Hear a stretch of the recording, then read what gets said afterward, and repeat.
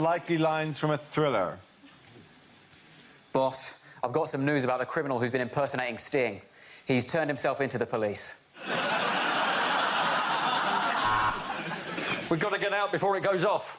Oh, no, I've misread the sell-by date. We've got another week. Yes, my name is Pussy Galore. Yeah, obviously it's a code name. My real name? Oh, it's Fanny Everywhere.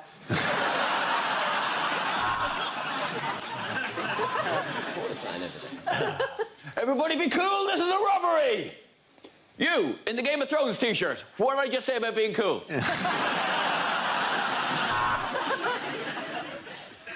Strapped to a railway line. Thank God it's southern. I've got 6 hours to escape.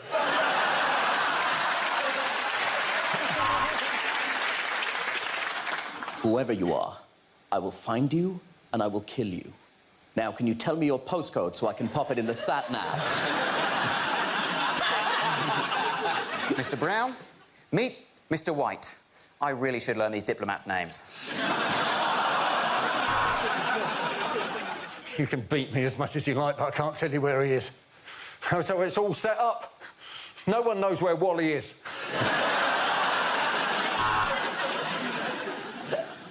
Go, leave me behind. I love you, that's why I'm saying this. Go ahead without me. You only get one chance to play the Crystal Maze.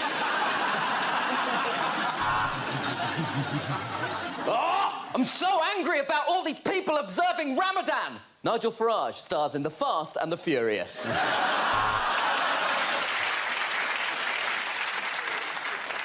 It's male, 30 to 35, Caucasian, no obvious sign of trauma.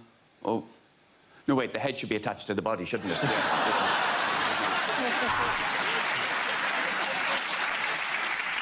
Right, we was going down to see the match with some of the lads, and some blokes got killed, didn't he? Yeah, it was murder on the Leyton Orient Express. Oh, my God. You're the Zodiac Killer. Before you do it, I'm a Libra. Just let me know what I've got coming up. This elevator company is corrupt, and I think it goes all the way to the top.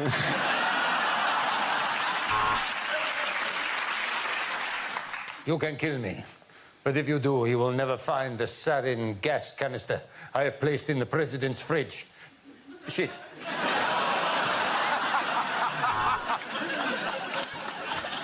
You try to expose corruption in my elevator company, you're going down.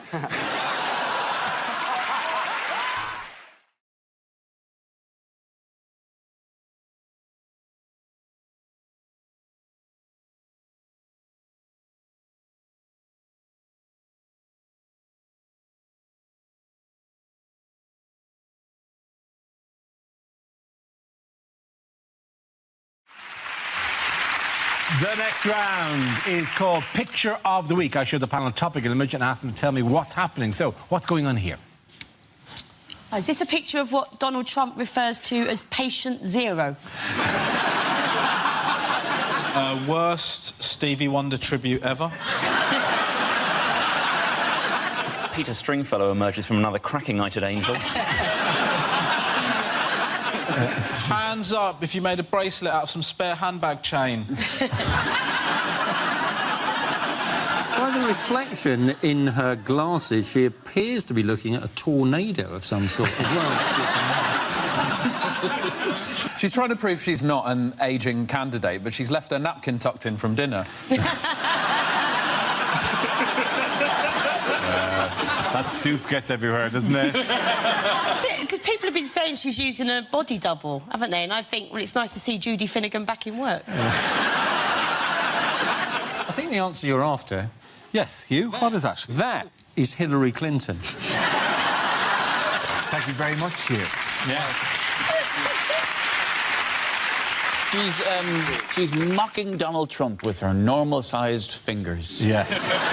Look at these. Yes, this is a picture of US Democratic presidential nominee Hillary Clinton in New York, where she was taken ill this week after being diagnosed with pneumonia. Is this like a huge bump in the road for her? Well, yes, because people say, oh, no, she's got a cough. Let's elect a racist instead. Because he's done many things, but he hasn't coughed recently. Yeah. It's this idea. Even if she's dying, even if she's dead, we're better off electing her. I have pulled stuff out of my shower drain that would be a better president than Donald Trump and would look better on his stupid head. I think it's very shrewd of her to get a disease that Trump supporters definitely can't spell. He's furiously looking to N in the medical dictionary. Maybe there's a K in front of it. Trump's got to be careful, like, you know, just keep going on about her health all the time. Look at him, right? If a heart attack was a person, it would look like Donald Trump. But that's the problem, because you've got older candidates. I think she's 68, he's 70. Not like in England, obviously. Cameron can get in. He can rip the country in half for the sake of a power play, and boom, he's back on the after-dinner circuit before he hits 50. Nice. What are the claims that have been made about Hillary's health? That they're using a body double. Yes, exactly. She's using a body. She's 2 weeks, that it's not actually Hillary. And I think, well, you know, it wouldn't be the first time that she's got someone else to do the difficult jobs for her, would it? Monica Lewinsky. Yeah. Thank you for the clarity, brother. Thank you. So I'll just spell that out. Yes, various claims, you know, because God love us. It turns out the internet is full of people who have these theories. She's had several strokes, apparently, and suffered some seizures, that she wears adult diapers. The National Enquirer claims she'd be dead in 6 months last September. A Republican congressman said she had special needs and was mentally impaired. Forensic pathologists suggested she was being poisoned and that she has multiple sclerosis, Parkinson's, HIV, vascular dementia and lupus. These are all claims made about all that taken into account, she's looking fucking amazing. She is. Donald Trump looks like he's using a body double, and it's inside of him trying to get out.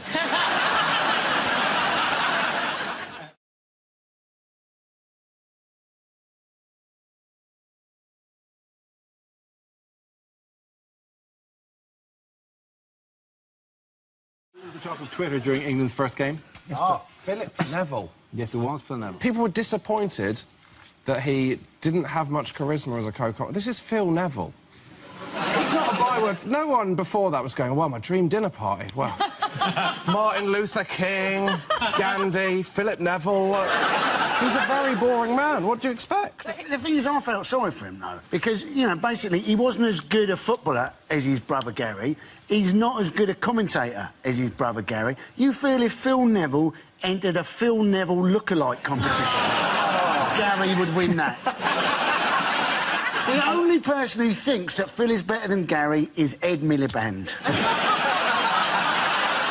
And he choice of music doesn't mean an inspiring piece of music. The ITV music in particular is just a guy going, Brazil. And they put the rest of the song out. It's like, it's a really good song. It's a really famous samba song, that one with like, dun dun dun dun dun dun dun dun dun dun. No, we don't want the bit. We just want the bit where you go, Brazil. I like it. Obviously, I love the Brazilian rhythms. Yes, obviously. Yeah. Obviously, I look at you and I think, here's a man who loves Brazilian rhythms. I think Josh Widdicombe, and I think the intoxicating samba rhythms of Brazil. You know, we see you backstage, Josh, where you wear that giant, like, headdress that comes all the way out. And you're just in there going, hey, what are we going to talk about in the show today? That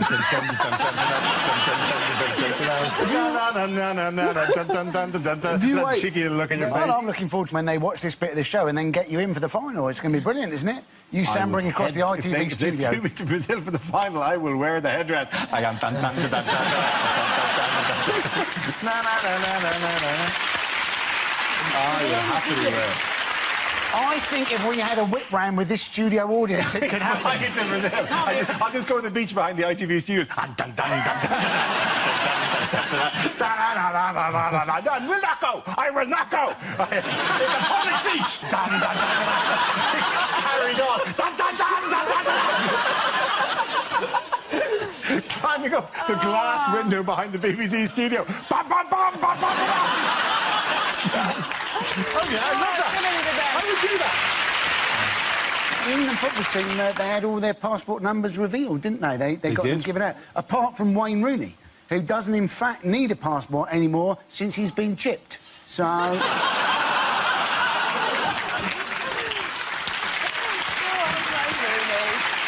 I feel sorry for him. Wayne Rooney could have half an hour ago scored like a blistering hat-trick and be the greatest, most beloved man in the country, and we're here still peddling the old stereotype about Wayne Rooney.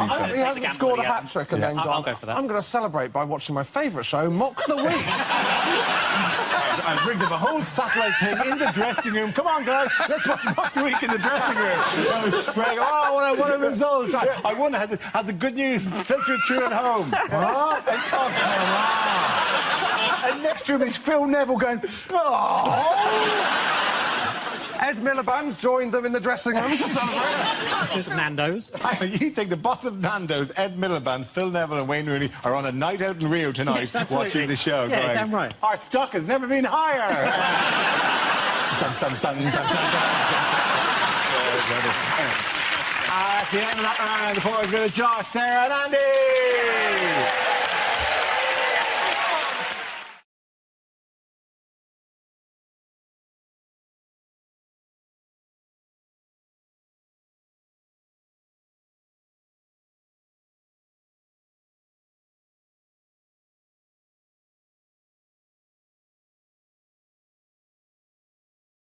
OK, here we go. Let's spin the wheel. The first topic is entertainment. Who wants to come in on that? Ed Byrne. I was watching a DVD the other day, horror DVD, Hostel Part 2, not a very good film. Should have twigged by the fact that it was a sequel to Hostel Part 1, also not a very good film. Hostel Part 1 is about men being tortured to death in an underground bunker for the pleasure of others. Hostel Part 2, women being tortured to death for the pleasure of... Oh, they've really flipped it. Hostel Part 3, I imagine hermaphrodites up for the chop. Anyway... I'm about to watch this film, and before I watch it, I have to sit through the DVD piracy warning, which I think we can all agree is beginning to get on our collective tits.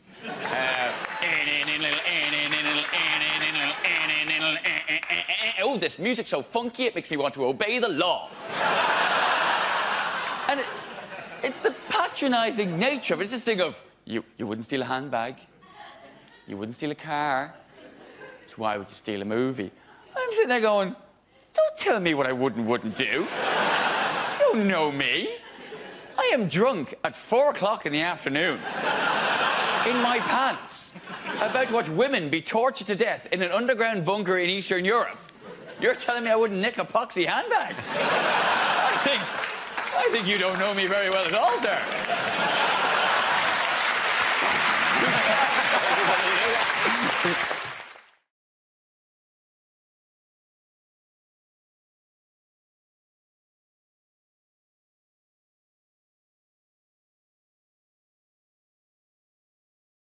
In other news, what has the government promised motorists this week? They've said that if your ticket machine is broken, then you can just park there. Which is basically going to lead to people getting to the ticket machine, seeing they've got no change, getting the baseball bat out the back of their car. I've got no change, but I do have a baseball bat. What sort of impulse purchase is that? No, just a bar of chocolate, please. Hello, are they baseball bats? I do think it is a weird strategy, because what you're saying is we're going to make it OK for you to park by a broken meter. So, you know, a solution seems to be fix the meters. Do you know what I mean? Rather than make it OK to park next to broken ones. It's like saying, well, you know, all the trains are late and we know they never arrive, you know, when they're supposed to. So what we've decided to do to tackle the problem, we've decided to abandon the concept of time. So nobody's ever going to be late for anything. Are you late, or are you not late, or are you simply never? Has it not arrived to you? At the information desk. And people go, I'm not sure you'll be able to help me. Oh, will I not be able to help you? I'm blowing your mind. Why has Pickles done this now? I reckon all that's happened is recently Eric Pickles got a parking ticket when he was only 10 minutes late, and he's thought, oh, I could do something about this. I'll tell you what he looks like there. He looks like Trago Mills. You crossed me for the last time, Mr. Bond. His hat, rather weirdly, has got the face of an owl, if you look at it. By the way, an interesting related note, what did Labour promise for everyone this week on Twitter? Oh, owls. Genuinely owls. The Labour Twitter feed, they claim, got hacked with the words, everybody should have his own owl. Right? This is sinister. This is Trago Mills. He's infiltrated both political parties at the same time. Well, I don't know. I think it's giving birds of prey away. I think it's a quick fix, but it's not a long-term solution. I'm just very sad. I live on my own. I was looking forward to getting an owl to talk to. All I've got's my Henry Hoover. if you lived at home with an owl and said, "Oh, just you and me now, owl," and then the owl just slowly turned its head away.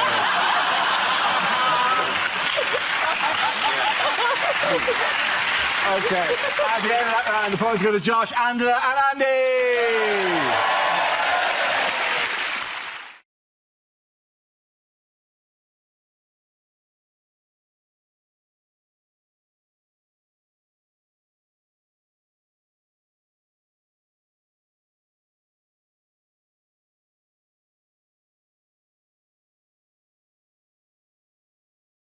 The next topic is bad ways for Gordon Brown to address the nation. You can take our lives, but you'll never take our freedom. This isn't my sporring. It's Hazel Blair's asking for a promotion.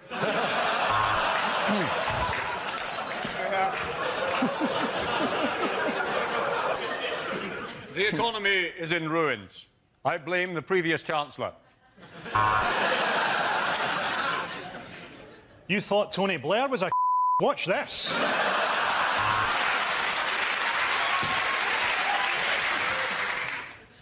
People of Britain, when I address you like this, did you know sometimes I get so excited a little bit of wee comes out? You might like Tony more, but you'll hate my wife less.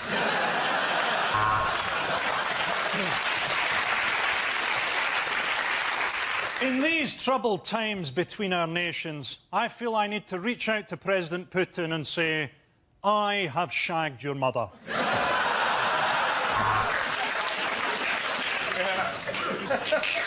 It's time you learnt the truth, Earthlings.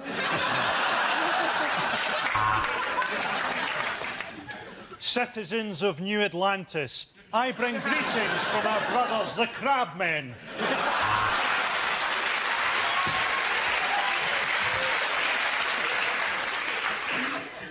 No. Don't make me do it, Mother. I'm G to the B, and this is how I roll. You got beef with me, you kiss my A-double-S hole. OK,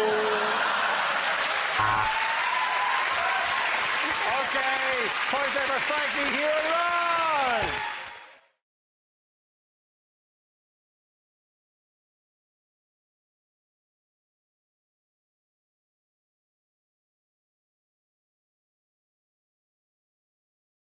In other news, what is this? That's a chart. It's a chart, yes. A chart of what? This is a new point system that immigrants must adhere to if they want to live in this country. Yes, you get bonus points if you've got English, and you lose points if you fail to integrate, which seems harsh in the initial interview. You know, turn up dressed as a pearly queen. Oi! Good integrating, well done. It's basically racist, isn't it? What, people are going to have to learn English to get a British passport? No, I'm afraid it's my family and I will be murdered if we go home. Not my family and me. Back to the Sudan with you. They want them to learn British history, but essentially British history is us invading their country, enslaving their people, and then nicking their natural resources. Always good to remind them of that before we welcome them into the country. But nobody says this, right? If you're seeking asylum in this country, you probably need asylum. Right? If you come from a sunny country and you want to move to Birmingham, someone in your homeland is trying to murder you. If you're rocking up to Preston looking for a better life, things have gone very badly wrong where you come from. Let those people in. Don't say to those people, hey, you're a heart surgeon in your homeland, but you read very badly from Beowulf. We'll have to let you go. But it's really unfair, though, isn't it? Because it always comes down, they have to know things about Winston Churchill. You ask anyone in this country, give us a famous quote from Churchill, and I guarantee they'll go, oh, yes.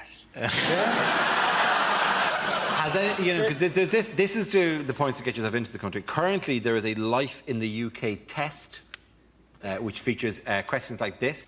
After the Second World War, where did British textile and engineering firms send agents to find workers? Now, judging by the reaction of the audience here and 6 blank faces here, and even more weirdly, there's another question from the life skills test. Where does Santa Claus come from?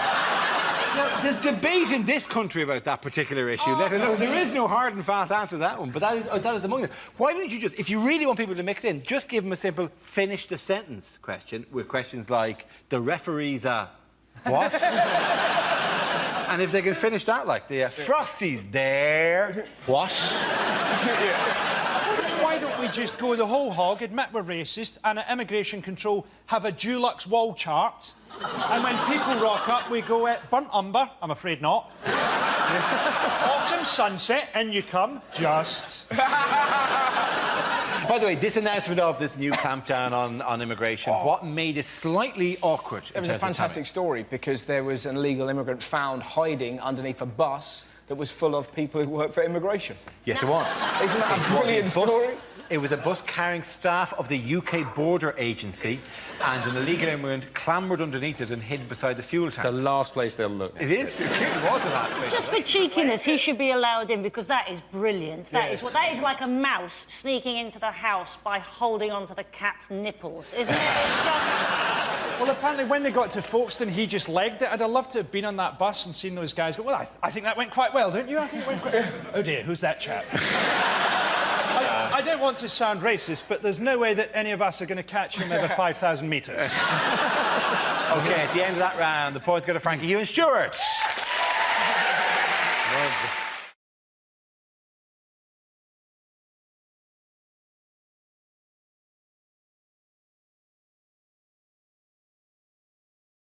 The thing isn't that they want to make doctors now work more evenings and weekends. Yeah, GPs, yeah. But surely the only point of going to the doctor is that you get to take time off work. That's the point of it, man. If you're lucky enough to get genital herpes or irritable bowel syndrome, that can be an extra fortnight off a year. What a fantastic advert. Are you feeling squiffy? Do it on a Monday. What other policies have the Tories hinted at? More tax cuts for businesses. It is the first thing they've come out with is basically more money for bastards. That's the Tory policy. The next policy will be you don't have to pay the congestion charge if you're on horseback and hunting a tramp. You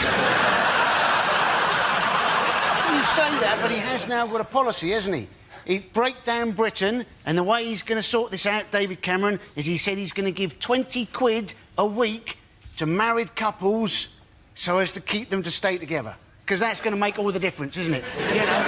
I hate you! I don't know why we got married! I'm leaving! There's a tenner in it for you. I'm here for keeps. The actual government policy they're talking about is having cohabiting legislation. So if you've stayed with someone for 2 years, they have married rights and they can get half your stuff.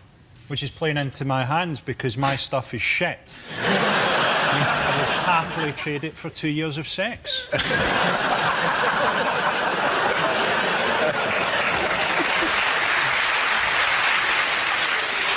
How has Blue Peter managed to upset the Tories this week? Have they changed their name to Red Peter? They have not. Have they not? No, they have not. No. Is Connie Huck? It is Connie Huck, yes. Does she hate him? I don't know. Does she even hate him? No. Yeah, I tell you who doesn't hate Connie Huck, eh, Dora? She's a good girl. Hang on. Don't mess with the hook. What does that mean? Do you fancy her? He dresses up as I've seen him do it. He dresses up as I've seen him. Kids TV kind of thing, and I quite like... she's getting dissed at the moment. Then? Yeah. I'm just saying she's He good. loves her, he loves her. No, she Look at him squirm.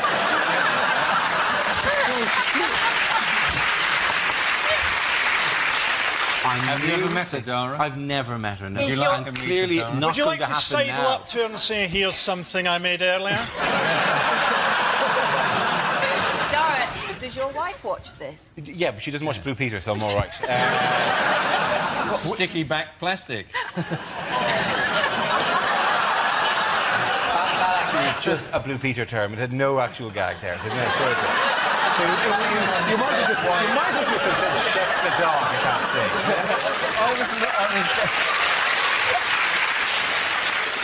Anyone know why Blue Peter got grief off the Tories? Because she did this press conference that was supposedly about how cycling is good, but Ken Livingstone went on about how the Tories are shit.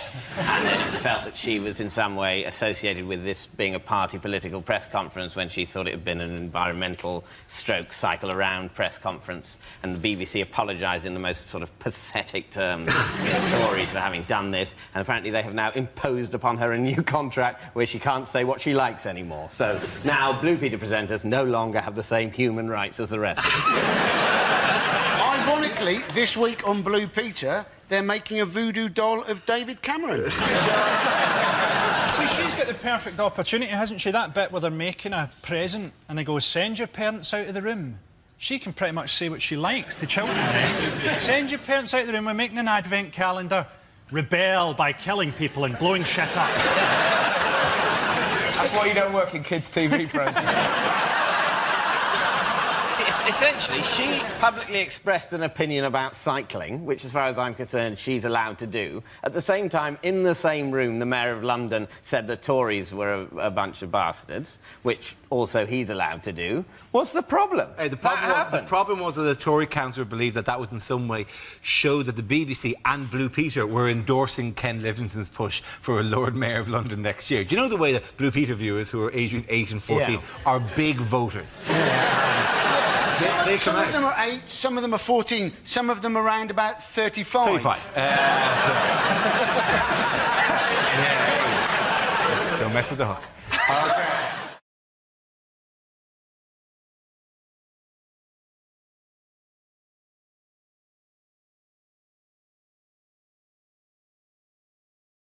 Unlikely agony aunt letters. Dear Deirdre, why does semen make you fat?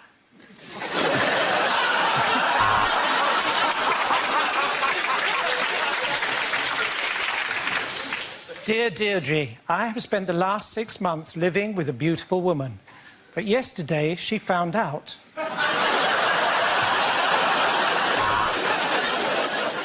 Dear Deirdre, I swear Eastern European meerkats are trying to sell me car insurance. Am I going mad?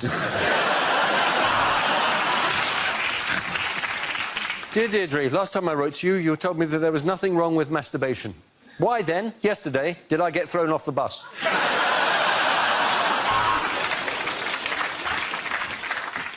My girlfriend's livid because I got drunk and did a shit on the roof. Please tell me, how can I wipe the slate clean?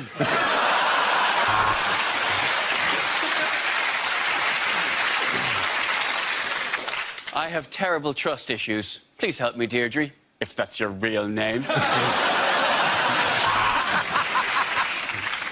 Dear Deirdre, my husband is pressurising me to try Alan. Also, how do I turn off predictive text?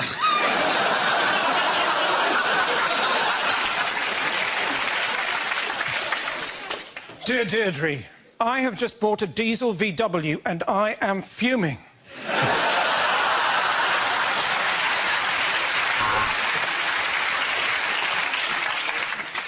My wife wants us to experiment in the bedroom, but last time we did that, the Bunsen burner singed my pubes.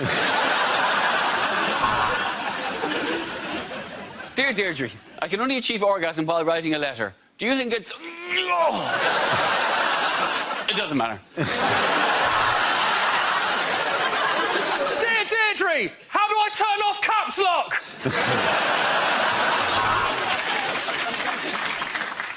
Dear Deirdre, look, I'm not going to beat around the bush. Is there any other tips on satisfying my wife?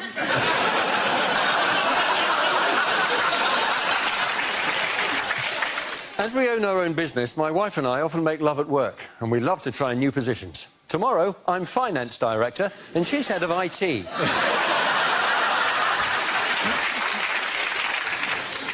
Dear Deirdre, I have a mole on the end of my penis. How much trouble am I in with the RSPCA?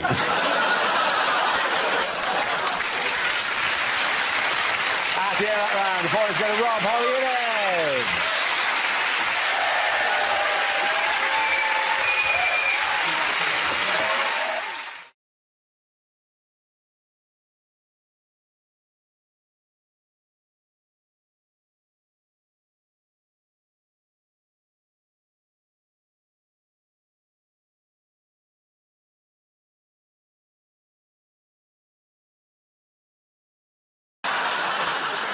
what did David Cameron announce on Father's Day? He announced that he wanted people to stigmatise runaway fathers in the same way that we stigmatise drunk drivers. Yes. He said that the best gift his dad ever gave him was optimism. Well, it was a pretty disappointing Christmas in the Cameron household. Was it? Not optimism. I said Optimus Prime. Transformer, Dad. It was the timeliness of it, like, on Father's Day. Is this going to be like, is every major, you know, Hallmark card anniversary, is he going to announce another Halloween, my new policy, no tricks, just treats? He did say, though, didn't he? He said, basically, his father getting up early and then coming back very late at night, having done a hard day's work, was basically made a profound impression on him. And you're thinking, if you had a little David Cameron, wouldn't you spend a lot of time outside in the car smoking, waiting for his bedroom light to go off?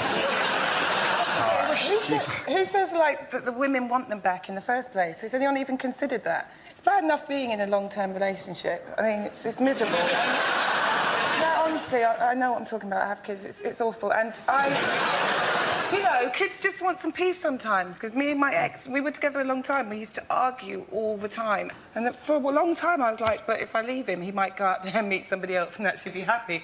And so I stayed out of spite. It was an unfair attack by David Cameron, really. I mean, he just stigmatised the whole group. Just because you father a child out of wedlock, you run away, take no responsibility for that child and never see them, does not mean that you're not Mayor of London. There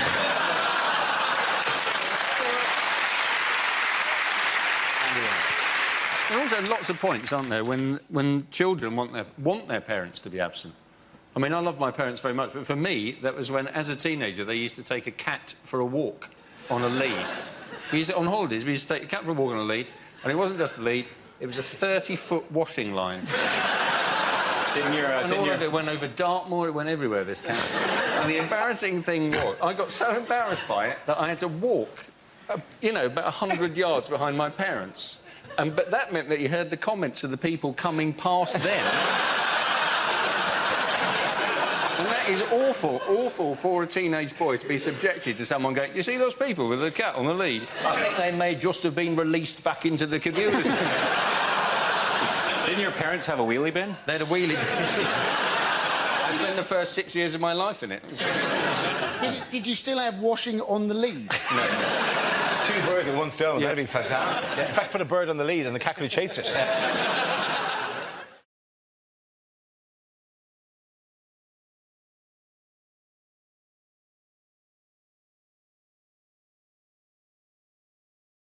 And it's food. Oh, OK. Oh, very similar topics. I once went to a buffet in Reading, and that's not even the joke. It was organised by a woman called Wendy, and it was so beige. It was so bland. It was like a buffet representation of Reading. I looked across this buffet, right? They put out sausage rolls, right? Sausage rolls, right? Where they just whipped off the cellophane and put the corrugated plastic straight down on the table.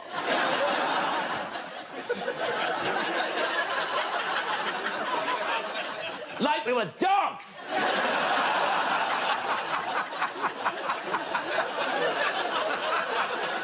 Then we had Scotch eggs, right? Scotch eggs cut into quarters. Apparently, no one can eat a whole one.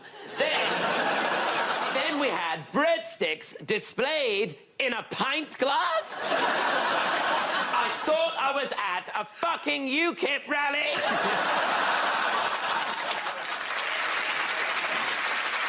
Then she starts putting down cold pizza slices next to wontons. No one's mixed Italian and Chinese cuisine like that since Marco Polo. Then she brought out the quadrant of dips. You know, the 4 dips. The 4 dips of the apocalypse. The white one. The other white one. Then there's a green one. What's that? Guacamole. Then there's a pink one. What's that made of? Sillet bang? I was just glad to have something made of some sort of colour. Anyway, it was a terrible buffet, but thank you very much, Wendy.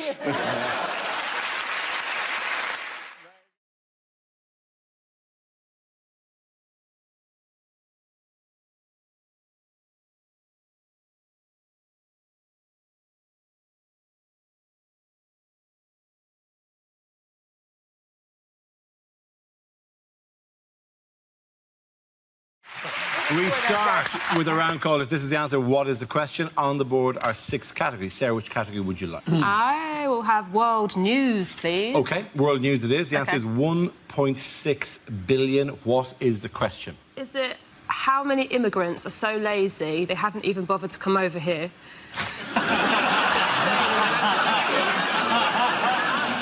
What in decibels is Brian Blessed?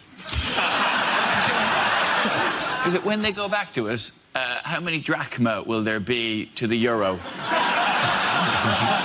For about a week or so. How many Scottish people now say they voted yes in the referendum? Is it what was the crucial missing ingredient from England's bid for the 2022 World Cup?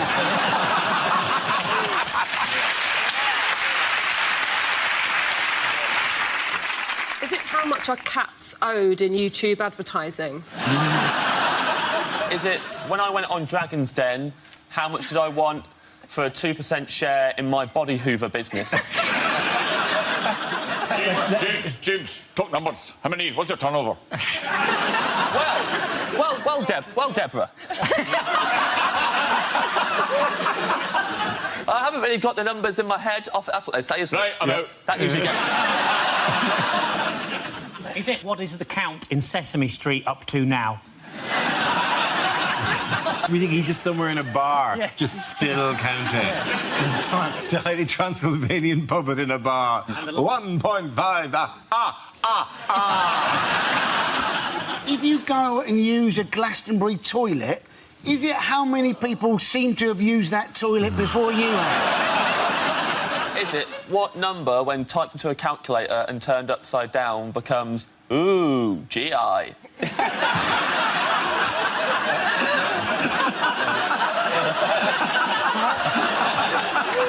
Is it after you've popped, how many Pringles can you eat before you must stop? Is it, since I started this sentence, how much further has Greece got into debt?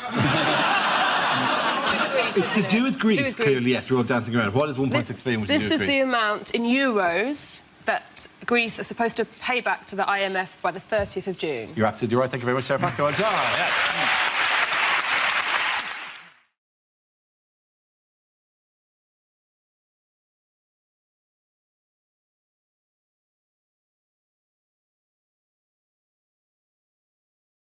This is a power move. One power move is to sit and eat when you're in a tete-a-tete with someone. Another is lunging. Like, look how you feel now. We're kind of having an argument. What about now?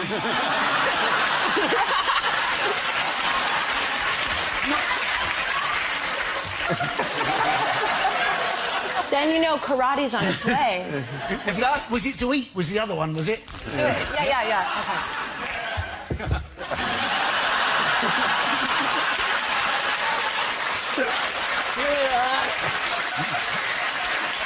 He's got 3 phones. I know he's the president. He's got 3 phones. It's ridiculous, isn't it? He might have 3 phone calls. Fair enough. In fairness, you think, though, he might have a secretary. Or one phone that was capable of taking many lives. So, yeah, it does seem unusual that he's going, I don't know, I'll try to find out. I got somebody else on the phone here. He's not happy with it. Wait a minute, wait on the line. Both of you wait on the line. I'm going to ring the other number. This isn't working for me. With Obama's foot on the desk, I think it'd be funny if a comedian on a panel show were to say, so Barack here, I'm going to put you on sneakerphone. I think that would be funny if a comedian on a panel show. I think it'd be funny. And speaking of the college, what is France's position? Doggy style. I've been there. Okay. Well, Next topic. Yeah, because that topic's settled.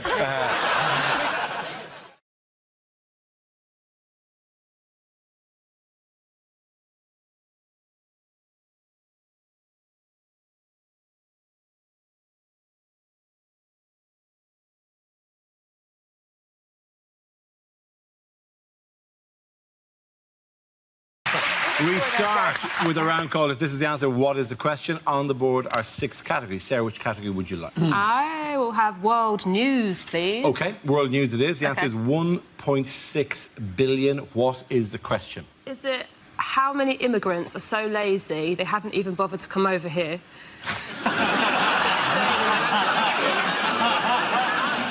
What in decibels is Brian Blessed? Is it when they go back to us, how many drachma will there be to the euro? For about a week or so. How many Scottish people now say they voted yes in the referendum?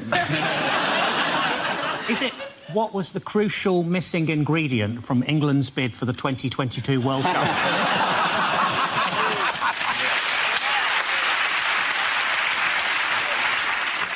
Is it how much are cats owed in YouTube advertising? Is it when I went on Dragon's Den, how much did I want for a 2% share in my body hoover business? James, talk numbers. How many? What's your turnover? Well, Deborah. I haven't really got the numbers in my head. That's what they say, isn't it? Right, I'm out. That usually gets... Is it what is the count in Sesame Street up to now? We think he's just somewhere in a bar, just still counting. Tiny Transylvanian puppet in a bar. 1.5. If you go and use a Glastonbury toilet, is it how many people seem to have used that toilet before you have?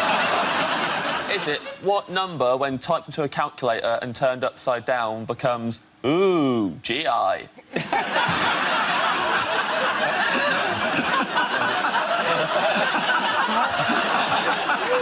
Is it after you've popped, how many Pringles can you eat before you must stop? Is it, since I started this sentence, how much further has Greece got into debt?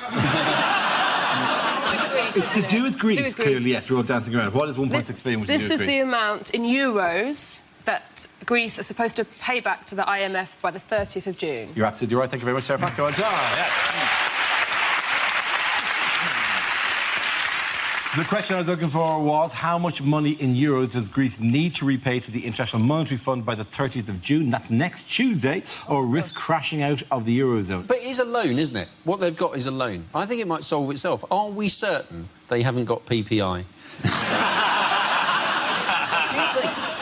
that be great? Just on the day before they have to pay back, Alexander Tsipras, the Greek Prime Minister, gets a phone call saying, "We have been trying to contact you." That's the Greek PM. Well, he seems thrilled with that particular development. He looks so coy. He literally looks like that is the face that people do when you go up to him and go, "Where's my money?" He's like, "Money?" Lots of ways of raising money, though, aren't they? I would have thought. They've got lots of stuff. Yeah. They could have a big episode of the Antiques Roadshow. They'd raise quite a lot. They could use plastic plates at weddings. That'd save a lot of money. And then if they fail, what's the term called for what'll happen to them? Grexit. Grexit. Oh, yeah. I like that. It's a great term, isn't it? I don't like it being shortened, because I like it when the papers call it a messy Greek exit, because that sounds like a pornography description. I like when they say the Greeks have been warned of Grexit. Like, you know, Grexit is this thing which is going to emerge from the sea in a kind of with his eyes so red and a scary nose and a horrible waters, horrible toes. The Grexit. Brexit, sure. It just also sounds like the door on the way out of a Greggs, doesn't it? That's what confuses me about it. Don't they have that above the door in Greggs? If you eat yourself to death on pasties, that's a Grexit, I think. This, by the way, is not Greg's in Athens. This is people going, my money, please. I've seen queues like that in Leicester Square on a Saturday night. Not into a bank, presumably. I've seen long queues at cash machines just on busy nights. They might be queuing for a bed and a It means bath. nothing. You're playing into the hands of the European Commission and their misinformation. Shit, I don't know what happened there. You're telling me that essentially all these people are on a night out and they just want a few quid. Maybe.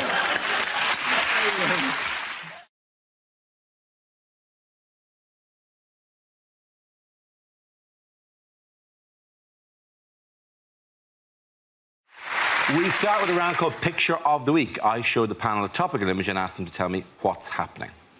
Here's a picture of the new Labour leader, Jeremy Corbyn. So what's going on here? Has he been sleeping in the bin on the right? The idea it could be the oldest delivery boy in the world still hasn't figured out how to hold a pizza correctly. I suspect he's dressed up for his first meeting with the Queen. Is it just simply first day at big school? Is it breaking news? Marks and Spencer's merged with Sports Direct. I think possibly it's page 3 of the Socialist Worker. I'm glad you told me that was Jeremy Corbyn. For a second I was worried that's what Charlie Brown looks like now.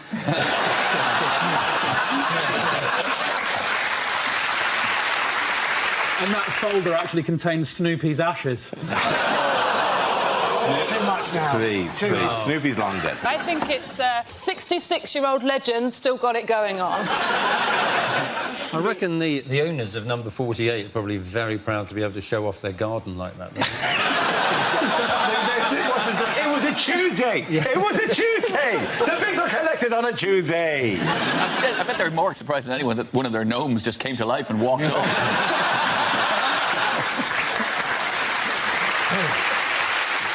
Is he such a dedicated socialist that he refuses to look to the right, even then that's the direction he is in fact walking? Are you saying that? Well, ultimately, I'm sorry, we were all born bad t-shirts and shorts. It's just socks with the trainers is the only genuinely offensive thing there. Yeah. And not using cocoa butter. And not using cocoa butter. Yeah, he's a 66-year-old man. I think so. There's no age restriction on cocoa butter. I'm really 55. It is Jeremy Corbyn who's elected leader of the Labour Party on Saturday, winning a landslide majority of 59.5% of the vote. So how are we doing the new era under Corbyn? It's exciting. It's really exciting. I'm so happy, and I'm not going to let you guys ruin it for me. I'm not going to. And that's reasonable, isn't it? Because, I mean, there's nothing weird about Jeremy Corbyn at all, is it? But he's right there, isn't it? Because in an era of identikit politicians, it is about time we had a leader of a major party who looks like he should be advertising canal boat holidays. No, I'm not surprised that he won. I'm not surprised that he won by such a large majority. Like, he got so many votes, like, even the organisers of the Qatar World Cup were going, how the hell do you do that? His first congratulation call was from Sepp Blatter, actually. I feel really sorry for him, because even though he's actually won this, people in Labour don't even seem to like him. And I think it's because he is so good. Like, he's a saint. He's so pure. He's so principled. He collects pictures of drain covers. OK, is that a thing? He is the nerd of the nerds. And obviously he's not the only MP who's got a large collection of pictures of manholes, but he...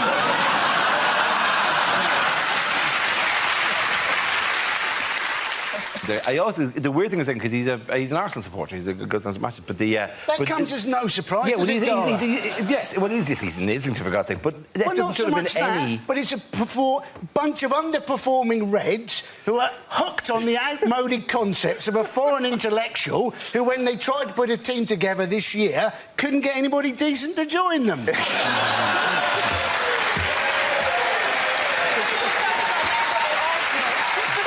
That is some weapons-grade analogy there.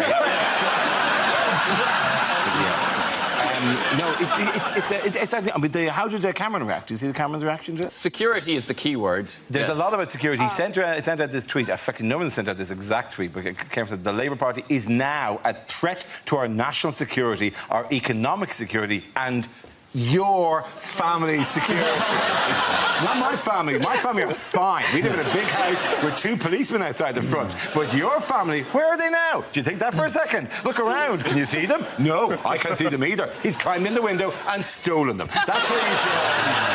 Your family are gone, my friend, and I have a unique set of skills to return my family. I will, whatever Liam Neeson does. You see that tweet, and then you see a picture of Jeremy Corbyn, supposedly the most dangerous man in Britain. This is the man who's a 66-year-old beige pensioner who's a pacifist vegan cyclist. The most dangerous man in Britain. He's in trouble if there's a lorry turning left and he hasn't had his B12 supplement. Do you think the subtext is that the Labour Party is now a threat to our national security, economic security and your family's security because now they've become completely unelectable? We Tories are going to go hog wild on this country! It feels like Cameron's got the Labour Party mixed up with the bad guys from Transformers. Who are the bad guys in Transformers? The Decepticons. Hey.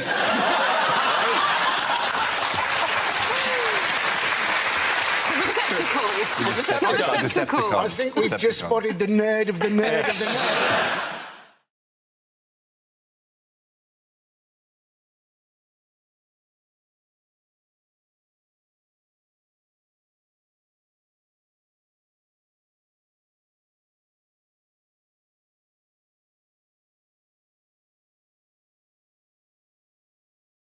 Lines you wouldn't read in a romantic novel. She was bewitching. She danced as though possessed by the elements, a creature created by the rhythms of nature itself. More, Mrs. May, more!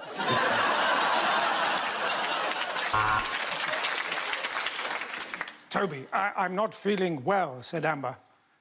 Embarrassed, she turned red, then green.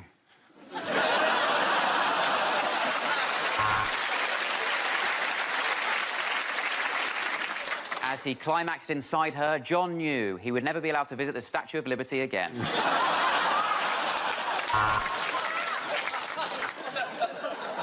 She looked on expectantly as he undid his zip and slowly removed his anorak.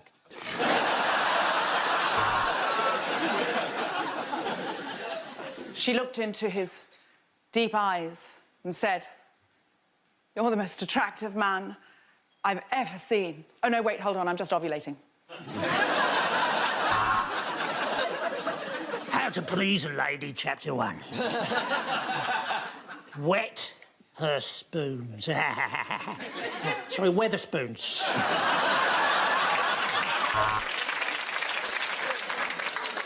After 5 unrelenting hours, James really began to regret making his safe word harder. She gazed around her. There were shelves containing whips, blindfolds, chains, and she thought, little really do sell everything.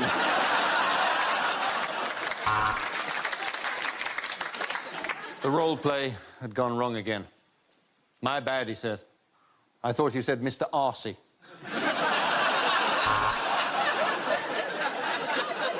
As he looked at her lower back tattoo of 2 little birds, one word came to mind. Swallows.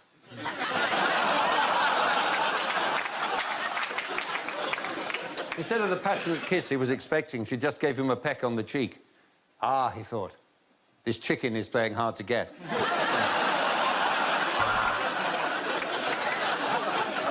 Reader, I shagged him.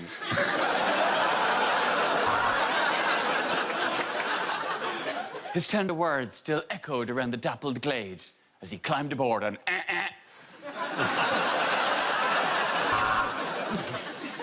Do you come here often? Yes, I come here every week to get tested. I know I'm supposed to get over you, he said, but it's too difficult. I'm constantly reminded of you every time I look at the nutritional info on a packet of food and I see fat trace. OK, again, and the pause of Tom, Deborah Reed!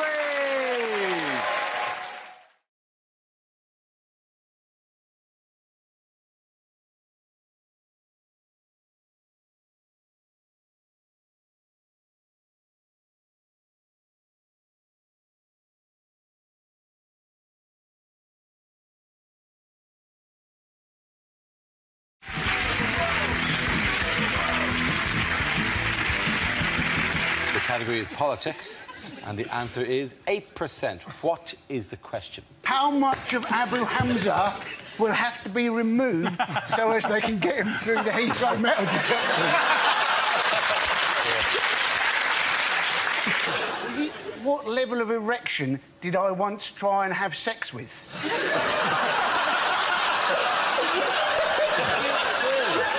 Do you measure on that scale, or is it just on terms of... Image of you going out on the pole, checking your wallet before you go out. Condom, protractor.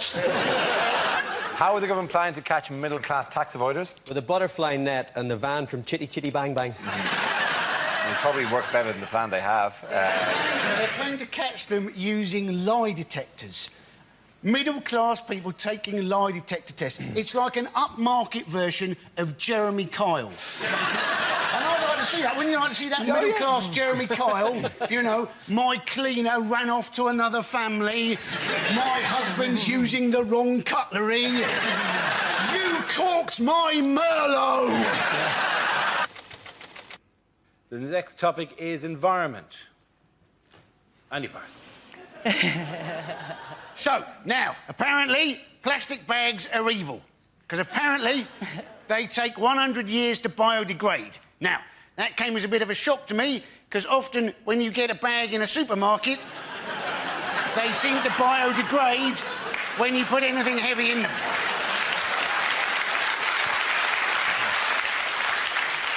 That is why people double bag, isn't it? Because otherwise, it's like a crap magic trick, isn't it? They give you the bag, you put the bag on the counter, you put the stuff in the bag, you pull up the bag, and hey presto, the stuff's still there on the bloody counter. Well done, Andy Parsons. People were saying, oh, well, it's stupid, you know, what's the point of any of our kids learning Arabic? But it could be quite useful, couldn't it? For instance, if you were sat on the tube and two people in front of you were speaking Arabic, it would make you a little more relaxed about what they had in their bag. Basically, these education proposals, you know, they've been upsetting teachers. And you don't want to upset a teacher, do you? Very easy to upset a teacher. All you've got to do to upset a teacher is go, oh, you've got long holidays. They don't like that, do they? And then, if you continue with that with, oh, and you finish at 3:30. Oh, they're livid, aren't they? Oh, I've got me marking. And Frankie, the next topic is...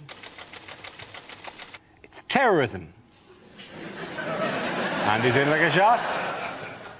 Now, Tony Blair has once again tried to justify improving our nuclear weapons because he says one of the reasons is he's worried terrorists such as Osama bin Laden might get hold of them.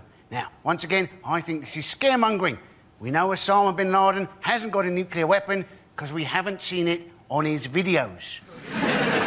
We know he's got a rifle and a donkey. I don't think we've got to worry until he's ditched the rifle and we see his donkey strapped with a cruise missile. Well done, Andy Parsons. Bad things to say at a job interview. I'm really only here because I'm hoping to slip on a wet floor and then fall off a ladder. Hey, I remember you from the dungeon. How you doing? It's me, Gimpy Terry.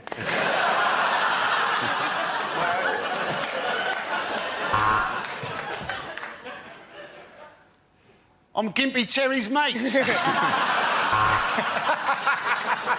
He has been accused of verbally abusing a policeman at the gates to Downing Street who wouldn't let him through the main gates and forced him to go through the pedestrian gates. He swore at the policeman and apparently called him a pleb. They may have changed the words he said, because the words they claim he says was best you learn your effing place, you don't run this effing government, you're effing plebs. Right. He said he didn't say those words. Now, I can't read out what words he said, because he hasn't told us, so those are the only ones I can read out. These are the people, though, who are charged with protecting him. You don't want to upset them. No.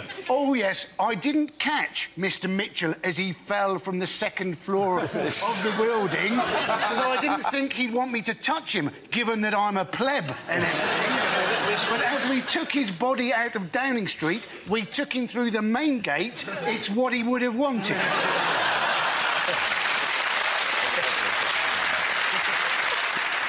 We start with a round called Headliners. Here's a picture of Prime Minister Gordon Brown with his immediate predecessor, Tony Blair. But what does BMCB stand for? Is it Brown's Mental Complete Breakdown?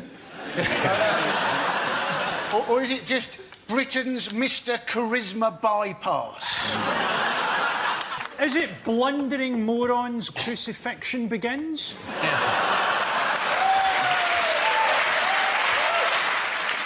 Well, is it just bollocks? My career's buggered. Sometimes that's all satire needs to be. I'll call it ideas for scenarios we'd love to see, and the performers come in with their suggestions. The first subject is unlikely things to hear on Comic Relief. And we'd just like to thank the donation of 160,000 turkeys from a Mr. B. Matthews. The next topic is the worst thing your new neighbour could say. What day do the bins go out round here? My wife's body's starting to stink. I hope my turkeys won't be keeping you awake. So, it was the Olympic parade last week. It was great seeing it live. Obviously, I had to keep a certain amount of a low profile in the crowd because I was throwing a sickie from work at the time.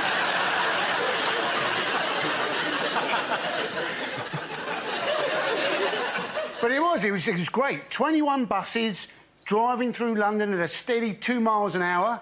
So very like a normal day in London, really.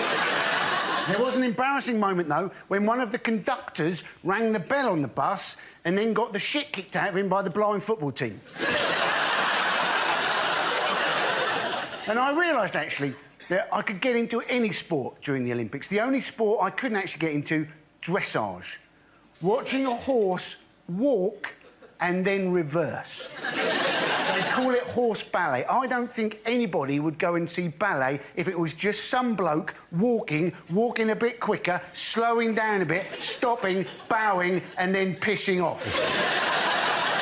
And secondly, not many people go to ballet anyway because it's shit. Thank you very much, Andy Parsons. Is it the number of tweets that David Cameron's received to his new Twitter account that include the word tosspot? Is it, in fact, what are the chances against getting a joke about Jim will fix it on the BBC? Berlusconi will put you in the cabinet in Italy at the age of 19 if you're good enough. So you can see where this is coming from. Harriet Harman's an incredible figure, isn't she? You know that Harriet Harman, when she first came to my attention, she wrote a book about the history of feminism, which she dedicated to her husband. Yeah? She's mistaking sexism with people hating her. She's always saying stupid things, isn't she?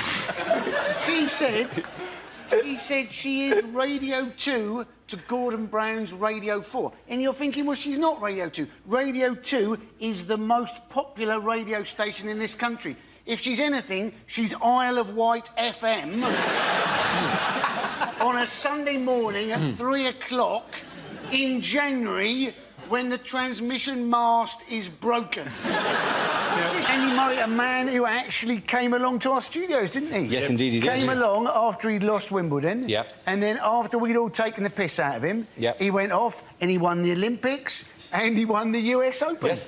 I think all sports people who are struggling should come into the audience of the show. Let's get Paula Radcliffe, Philip Sidowu, Nick Clegg.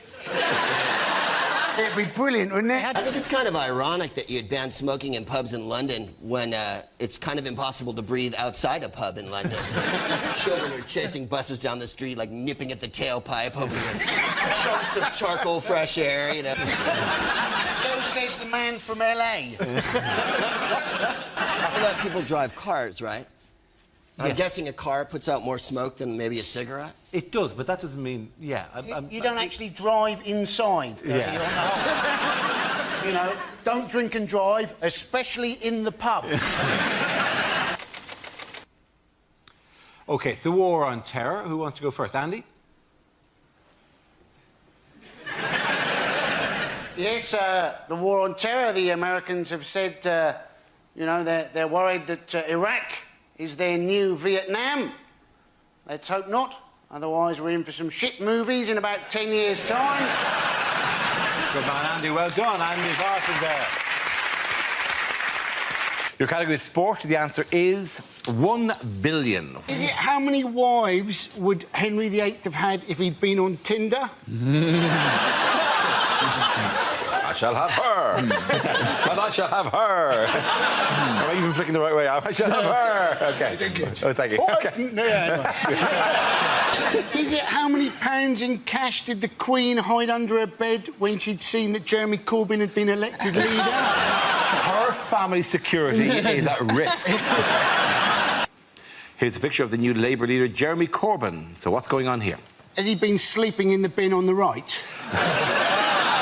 The idea it could be the oldest delivery boy in the world still hasn't figured out how to hold a pizza correctly. Is he such a dedicated socialist that he refuses to look to the right, even though that's the direction he is in fact walking?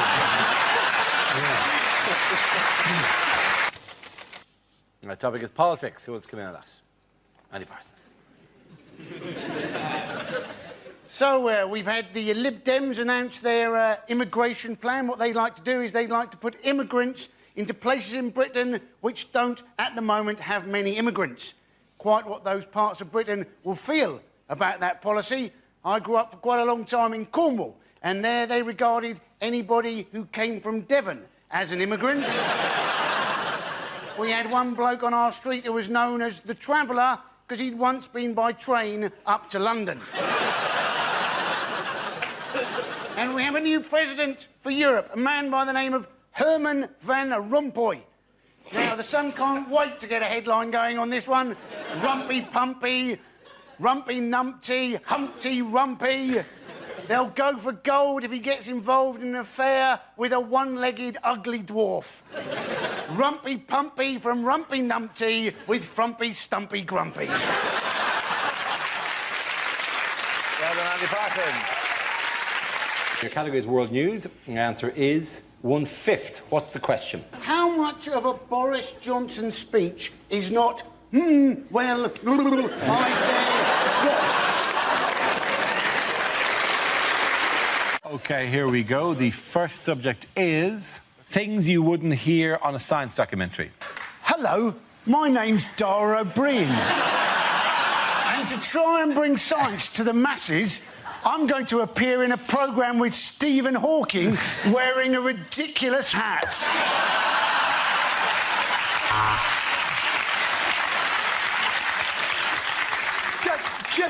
Just enough with the, you know... I love that hat, by the way.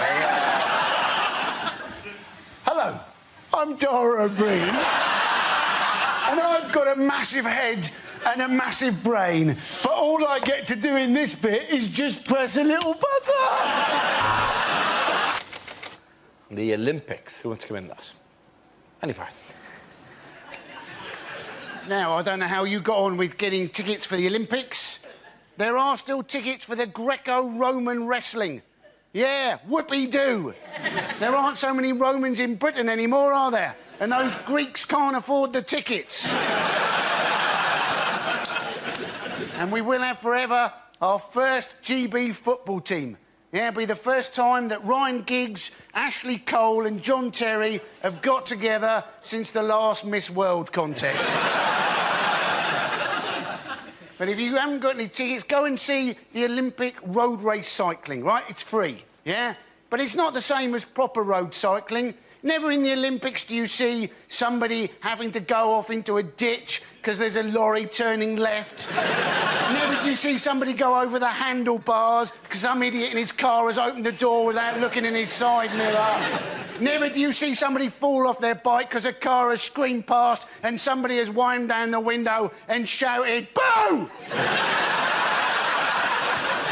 Although that may happen when the Olympics come to Hackney in 2012. Thank you very much, Andy Parsons. What did David Cameron do recently that no other serving British Prime Minister has ever done? Samantha Cameron. Yeah. That's true. But he also went on Letterman in the States, didn't he? He came out to loads of dry ice and they said it represented a London fog when we haven't had a London fog for over 100 years. That's the stereotype image that those Americans believe. What? The fat, dumb redneck.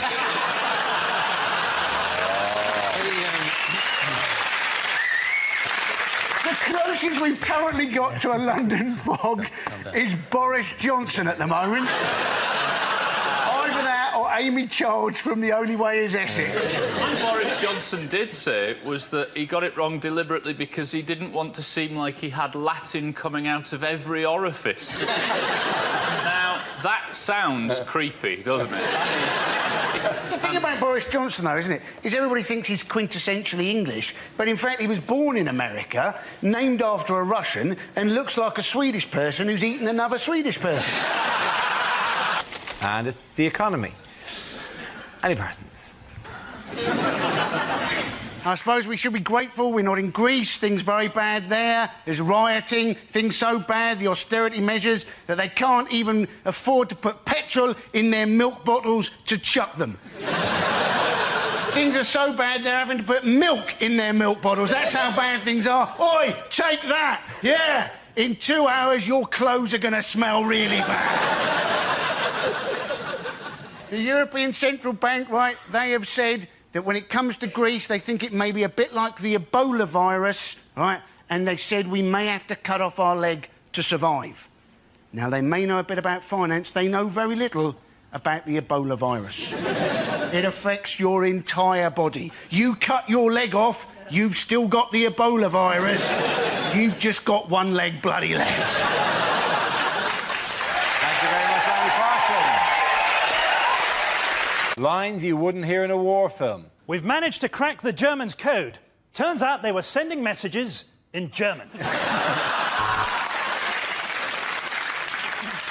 I'm afraid we can't afford goggles. So what we're going to have to do, we're all going to have to go like this. Things you didn't hear at the Olympics. I am the little girl from the opening ceremony. This is my real voice. And it's gold for Ireland! And it... Go on, go again, man, go again. Do it. And there's fuck all for Ireland! No, I'm not letting you off for the last Ireland joke. You're not getting on again for the rest of the show. You are not doing another one for the rest of the show, all right? Discarded titles for the next Harry Potter book. Harry Potter and the Mudblood Prince in a Nazi uniform. Harry Potter and the two other kids who can't act. The first topic is global warming. Who wants to come in on that? Andy Parsons. Sheryl Crow, she's gone into the debate. She wants us to save natural resources by apparently using only one sheet of toilet paper per visit. Now, let's face it, sometimes that's just not feasible, is it? But ever since I found that out, part of me's there thinking, each time I use more than one sheet, I've let Sheryl Crow down. And part of me's thinking, oh, I'd never want to go out with Sheryl Crow. She's a toilet paper Nazi. And half the time, she's probably got a dirty arse. Thank you very much, Andy Parsons. Here's a picture of former Prime Minister Tony Blair recently, but what does BGBC stand for? Is it in fact Blair's guilt-free, blood-stained conscience? That was a lovely answer. Is it in fact everything the British Army didn't have when we went to war? Bullets, guns, bombs, choppers. I would like to apologise for the rocking of this boat, but we are currently being humped by a whale. There appears to have been an incident in the swimming pool. If a Mr. Barrymore could contact the captain... He actually has ice baths in a wheelie bin. And I mean, that can't be enjoyable, can it? Particularly if he does it on a Tuesday and gets carried away by the cancer. What a rugby commentator would never say.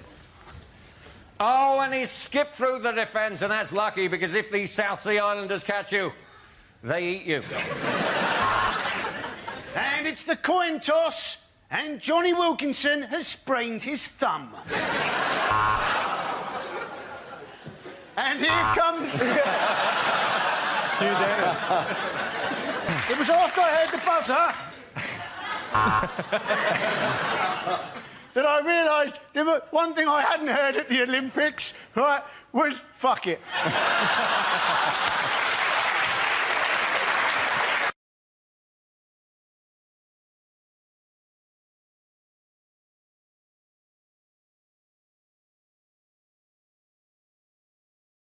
Here we go. Let's spin the wheel.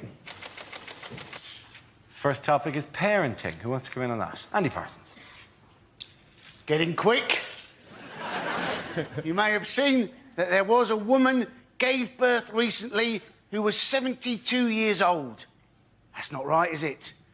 You don't want to be a kid struggling to walk to find out your mum's in exactly the same state.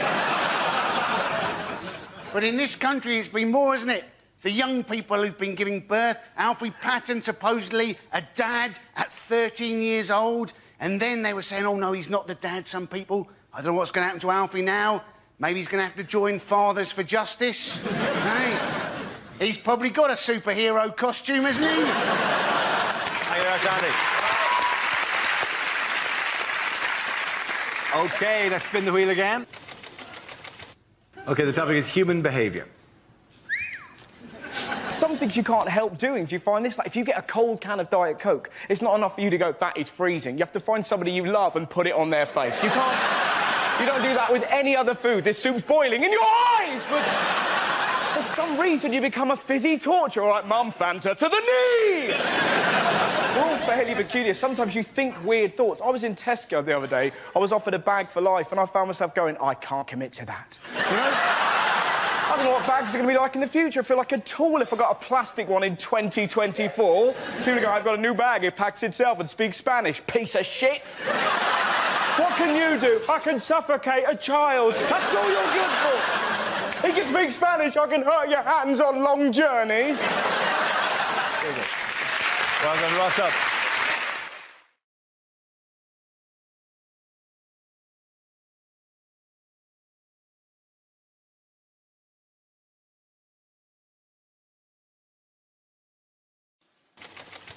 And the topic is history.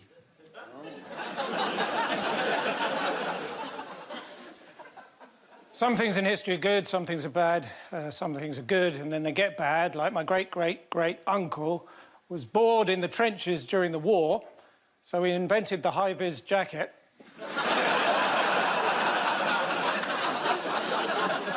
That was the last thing he did. People don't really understand evolution, do they? I was talking to an Australian the other day, and he thought that he came from Darwin.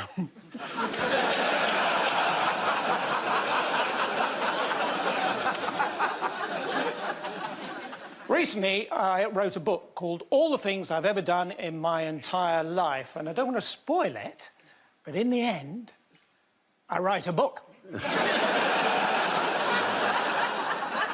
So what's got two eyes and smokes? Pompeii. Too soon? My grandfather, he can't do what he used to, you know, bomb the Japanese.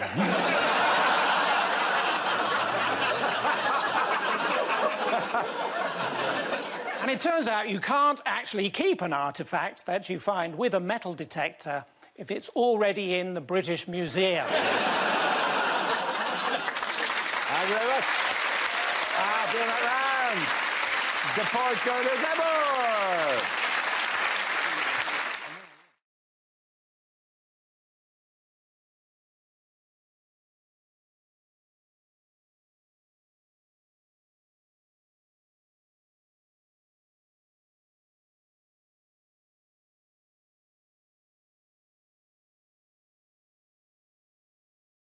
The next topic is things a sports commentator would never say.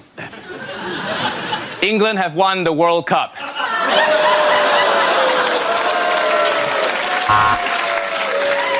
And that was 11.3 seconds. Sorry, Michael, you will not be getting a second date. Ronaldo there being booked by the referee for taking his shirt off. He should know the rules by now. You are not allowed to take the referee's shirt off. Well, in this Grand National, as they come round to the chair for the second time, the music stops. Red rum is eliminated. And you join us now for the diving. Here we go. Oh, that wasn't very impressive. Oh, no, sorry. Oh, no, you join us here for the swimming. Right.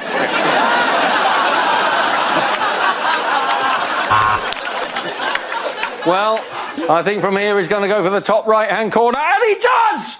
That is how you stick on a stamp.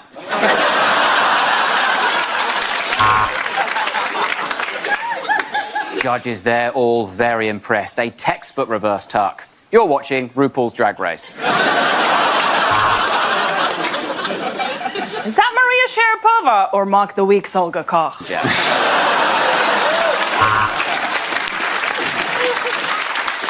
Thank you for joining us. We've got a very exciting afternoon of sport ahead of us, but first, the golf.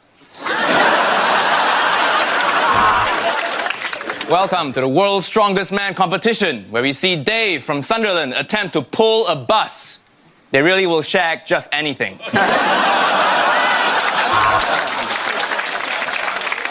And now time for the gay horses. I mean, dressage. And he has rested the ball there perfectly on the cushion. This really is a lovely new saddle they've made for Lance Armstrong.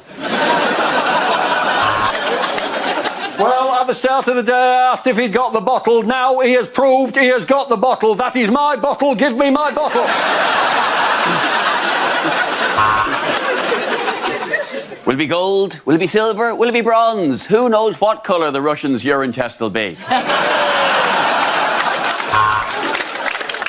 Oh, and here they come, running onto the field, completely naked, wearing nothing but shoes. This is an absolute... Sorry?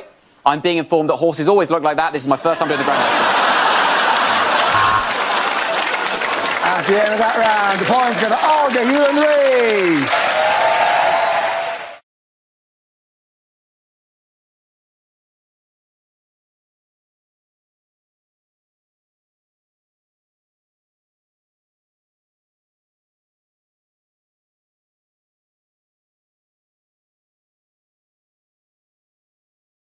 The next topic is the worst thing your new neighbour could say. What day do the bins go out round here? My wife's body's starting to stink. Well, looks like we got ourselves a fresh one. I hope my turkeys won't be keeping you awake. My wife and I are nudists and have been for the past 70 years. You're bigger than you look through the telescope.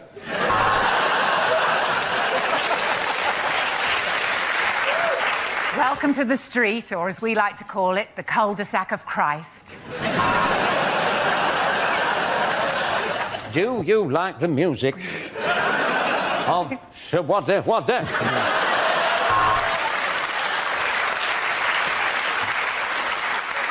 I can see you when you sleep.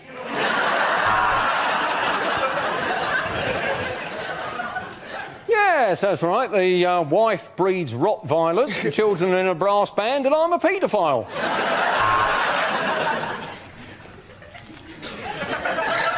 It's simple.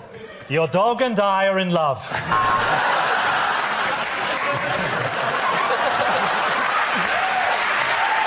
That's it, ladies and gentlemen. The winners of that round are Frankie, Hugh and Ron. Sit down, everyone.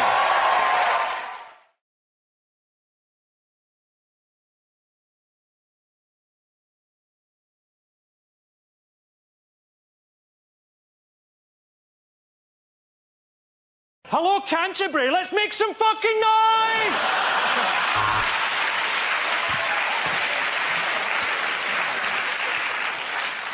Well, the locals here on the Shetland Isles have given us a tremendous welcome. Today we have our act of worship, and tomorrow they're burning me in a wicker man. They call him G.O.D. and he the Big Daddy. He look like me, but he more beardy. Hello, I'm Sister Margaret, and I'm an alcoholic.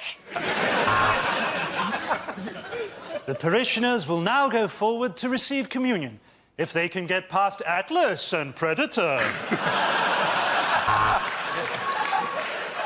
Christians in one corner, Muslims in the other. Let's get ready to rumble!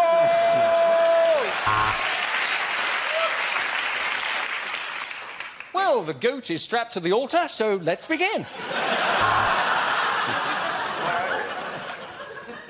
That was beautiful. Such a shame there's no one actually up there to have heard it.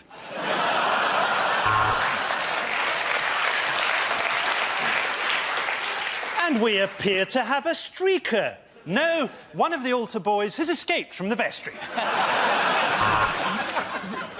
If you're enjoying this, why not turn over to BBC Three, where you can enjoy Songs of Praise uncut.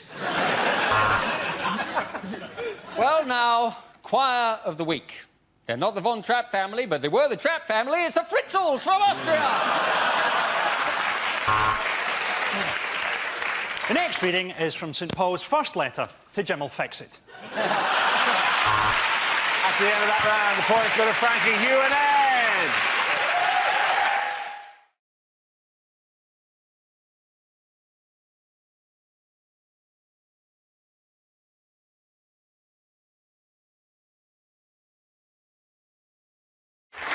This round is called Prime Minister's Questions. For the purpose of this game, I'll be the Speaker of the House of Commons. Rory, you're going to take on the role of Tony Blair. Jeremy and John, you are his Labour colleagues on the front bench. Over here we have the opposition benches with Linda, Hugh and Frankie. You'll be debating on the heavyweight issue of the week to start. I'd like the Prime Minister to give a statement on the government's reaction to the toads in Hamburg, which have been spontaneously exploding. Prime Minister. Mr. Deputy Speaker, I'm sure by now the House will be aware of the tragic incidents in Germany at the weekend in Hamburg, which has seen a number of frogs spontaneously exploding. Our thoughts are with them at this time. Our condolences go to our German counterparts. I'm able to say that no British frogs were involved. We would very much like to share condolences, but we'd also like a guarantee that the government is taking steps to make sure that none of these frogs make the short hop across the channel. Or toads, which I believe is also the subject of the story. And if they do, will he slam the toads in the hole?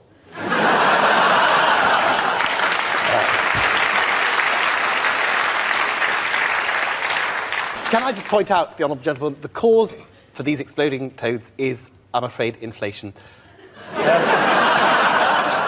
And I'm sorry to say... Yeah, oh, yes. Oh, yes. Yeah, inflation, which has been brought under control under this government and was rampaging under your previous administration. Can I just ask, given that what we know of the Germans historically, how long will it be before they start using these toads in their pornography?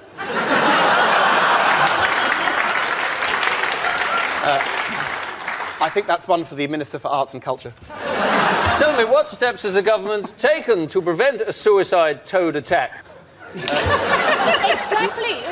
And I would further add, what measures is the government taking to institute identity cards for toads and frogs who could be getting into this country, soft-touch Britain, as ever, passing themselves off as something harmless such as an owl or a chaffinch?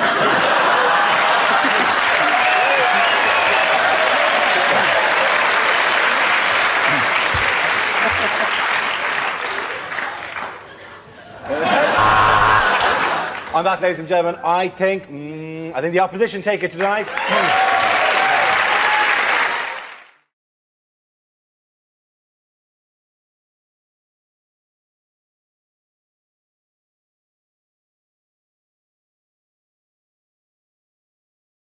What did the Bank of England unveil last week? I think it was a new fiver, wasn't it? This is the new fiver, my friend. This is the new fiver. Oh, make it rain. Oh, yeah, I never thought of doing that. Like, oh, yeah, fiver. Yeah. Oh, You're making it drizzle. Hang on, that's it, isn't it? That's the motion.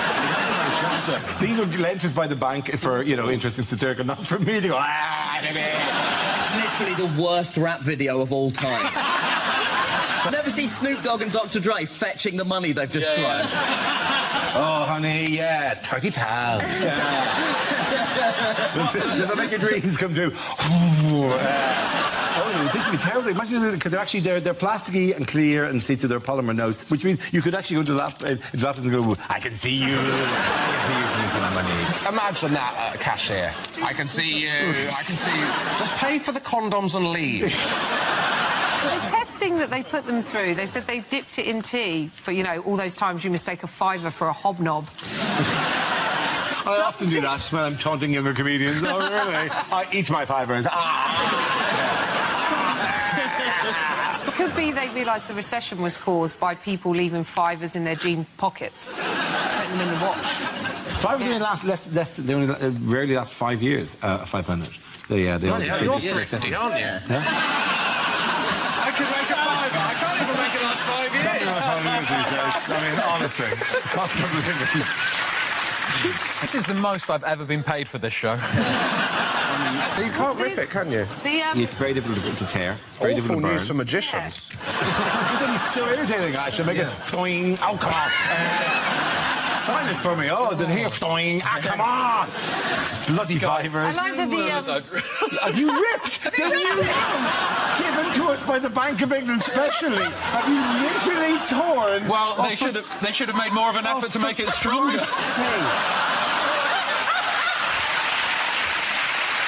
Back to the drawing board, guys. Can I ask if that's actually allowed? Because one newspaper went mad about the fact that you were defacing the Queen, and then they said of all the indignities Churchill has suffered, being scrunched up, dipped in tea and Ribena is the worst. And I was like, surely it's the nodding dog commercial. Is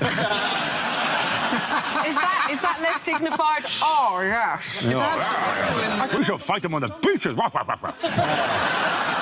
Yeah, so those are the fivers, yes, please, if you can. Guys, bad news, I lost mine.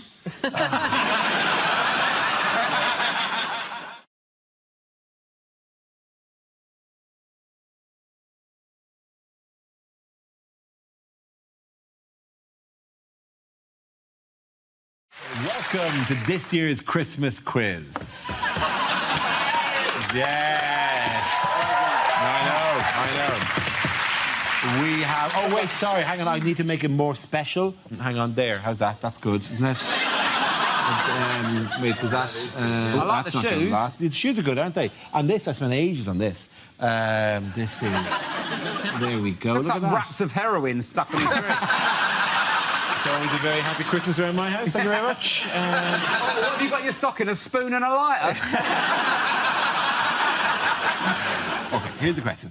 In Catalonia, in Spain, nativity scenes often feature a rogue figure who's doing what? Having a kip? No. Drawing a moustache on the sleeping baby Jesus. No, but that would be quite great. Bullfighting. Not bullfighting, no. Spain, isn't it? Yeah, but not in the middle of the nativity scene. Is not in Spain. They do accept that that's not happening in Spain. Is he holding people hostage and arguing for Catalan independence? He's not. He's not doing that, no. Although, is he doing a little poo? Yes, he's doing a poo. Well done, Rob. You're absolutely right. Give Rob a round of applause. Well done, Rob. Thank you. The great thing about that is Rob has tried to answer a question like that for many years. Yeah, that's the first one he's got right. That's my default answer is he doing a poo? And that's the only time it works out. He dates back to the early 18th century. He's the shitter he's known. He's supposed to... he symbolises fertilising the ground, and he's in the nativity scene, the corner of the nativity scene. I thought that I had a bad role in my school nativity play. That is the one you don't want to draw, isn't Not it? again! Can I at least be an angel this time? Has anybody noticed Dara's eye, by the way? Is it off-putting? Do you think the people at home will be concerned? What has happened? I do. There's just a little sty now. It's just got infected. So Is that really it? No, it's a. Has Brian Cox been beating you again? Look into the telescope. He said, "Look hard into the telescope," and he bruised my eye ramming it in. Yeah. Go on. Look. That'll hurt you. That's my good eye, Brian. That's my good eye. It's just trying to turn you into Patrick Moore.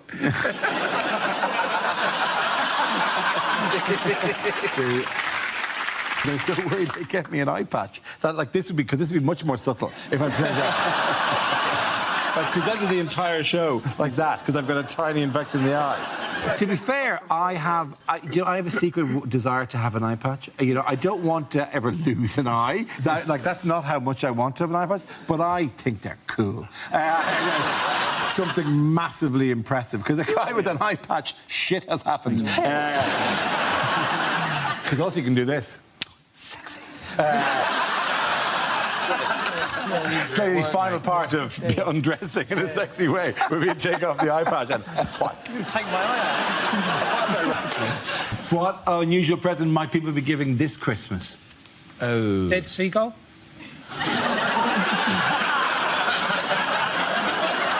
Have you ruined the surprise? You were the worst Secret Santa ever.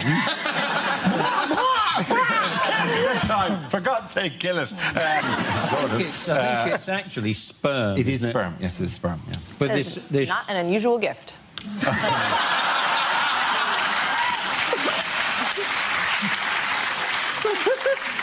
Horrific return policy.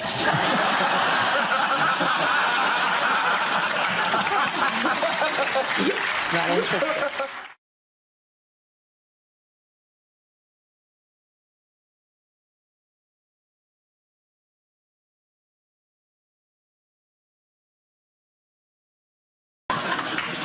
It's alive! It's alive! Oh, no, sorry, it is dead. I really am an awful vet.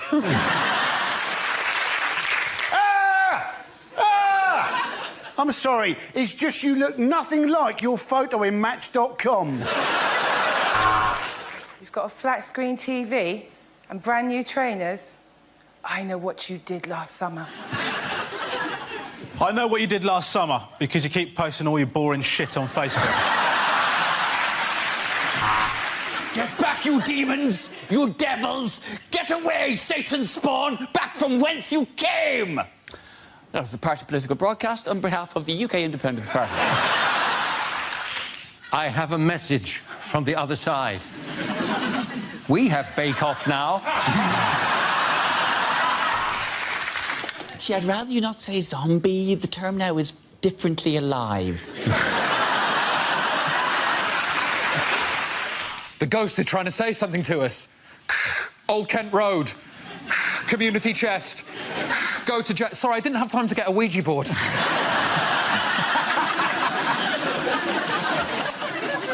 my God! Everybody, run! Oh, no, it's just some fat prick with a Nerf gun.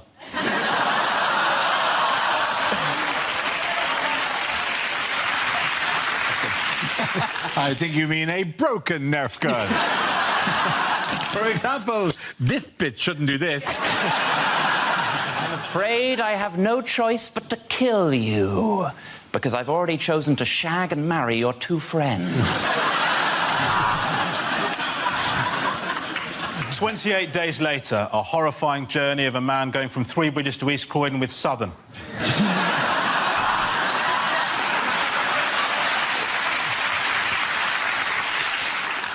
I see dead people. Oh, no, my bad. It's Keith Richards. Here's Johnny, and then I'm going to put it on my willy, and then we're going to have sexy.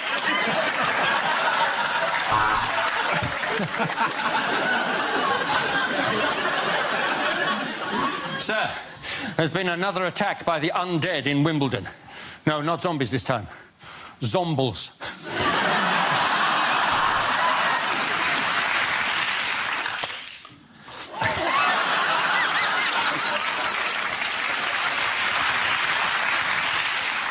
A seance? No. I've been pronouncing it seance. Is there anybody there? Can you hear me? Is there anybody there? This is the Christian O'Connell Breakfast Show.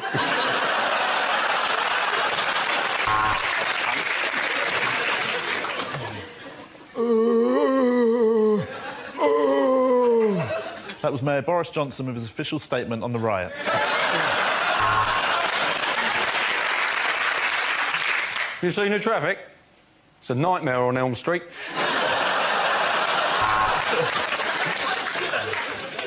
And now, Alan Bennett's long-awaited remake of the Texas Chainsaw Massacre, the Nantwich Leaf Blower kerfuffle.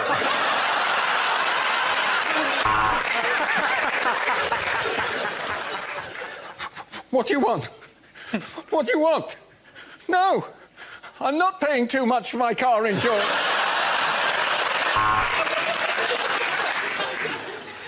I ate his liver with some fava beans and a nice Chianti.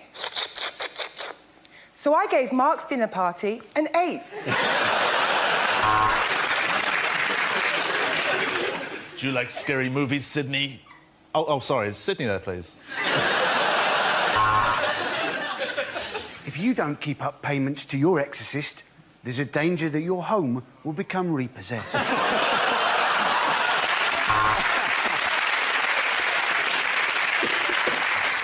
Ha! Joke's on you, Dracula. I've got AIDS.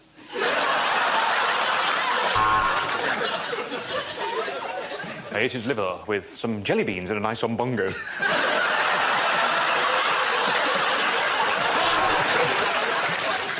I've seen the ring! I wish that builder would pull his trousers up.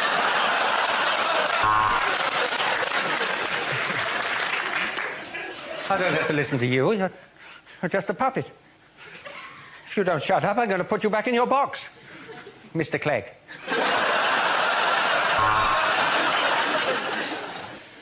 I'm afraid he's been bitten by George Michael. He's turned into a vampire.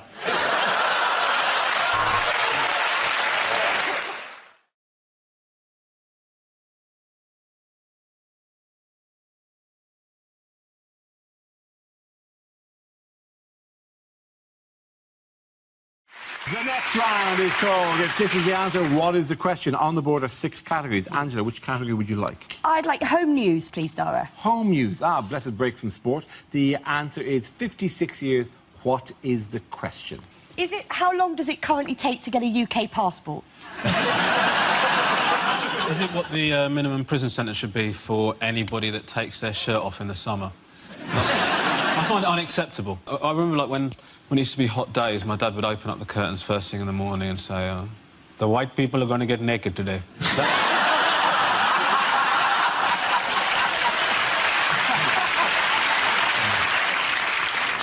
Is it how much did David Moyes age in his 6 months at Old Trafford? How long would most blokes happily sleep in the same sheets for? What does a 2-minute match summary by Phil Neville feel like? Is it how long has Prince Charles been thinking, oh, any day now?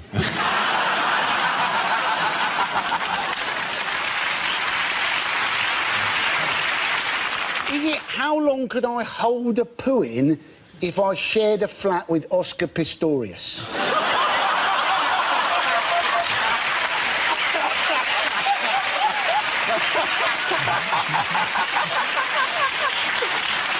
I tell you what, that is the Flatshare sitcom I want to see. How long would it take to collect sufficient owls for Labour to honour their manifesto commitments? Is it how long since England were last eliminated in the first round of the World Cup? Absolutely. Thank you very much, Josh Rudigan. Very good. Yes, the answer I was looking for was how long is it since England last failed to progress beyond the group stage of a World Cup?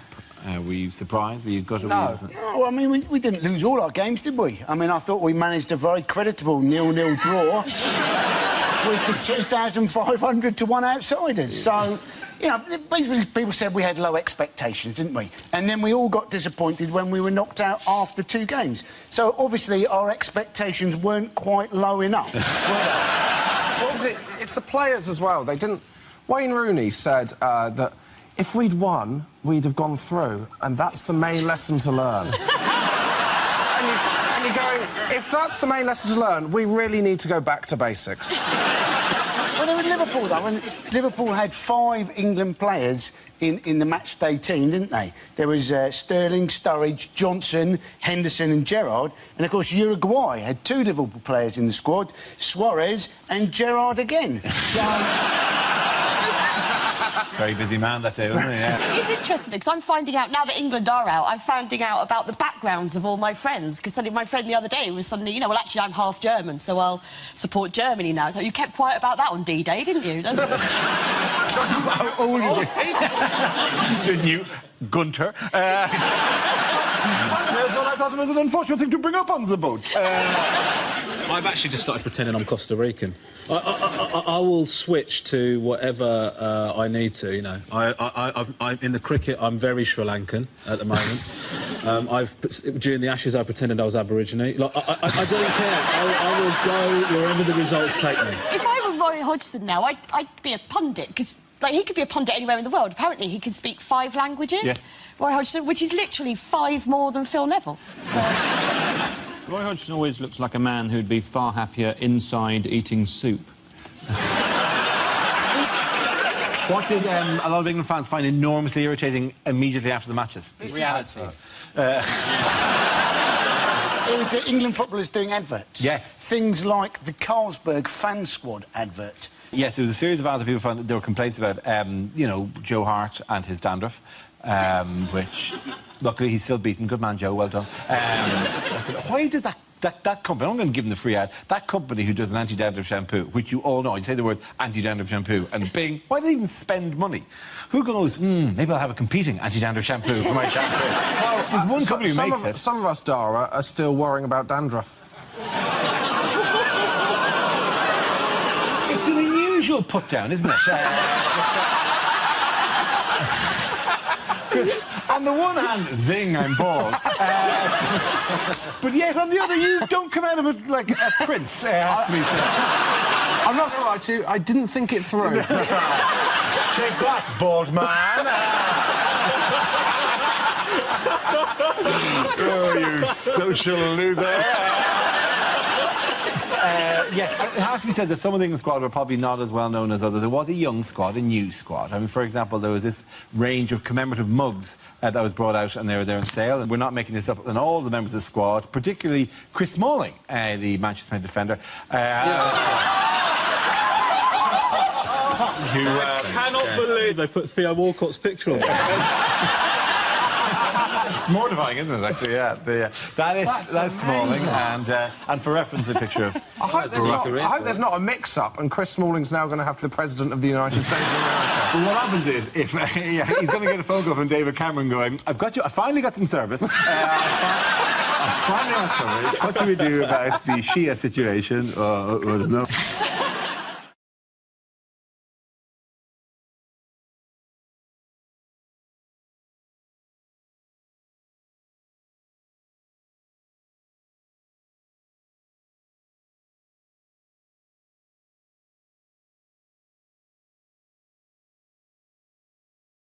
OK, here we go. The first subject is unlikely things for a sports commentator to say. Embarrassing, humiliating, bringing shame on the sport. Welcome to Wimbledon Today with me, Claire Balding.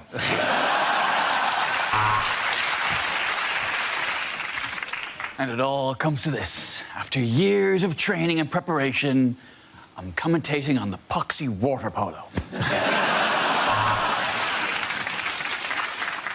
Mo Farah has apologised for his association with substances that the British public regard as abhorrent and has said he will never advertise Quorn again.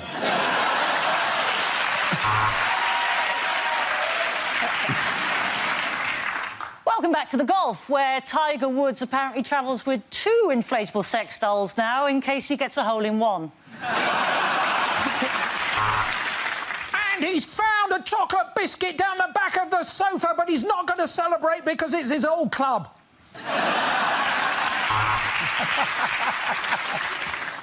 And he's resting 2 balls on the cushion now, which is why he won't be allowed back into ICANN. And he pops the cork and he's spraying everyone with champagne. Welcome to the first Conservative budget since 1996.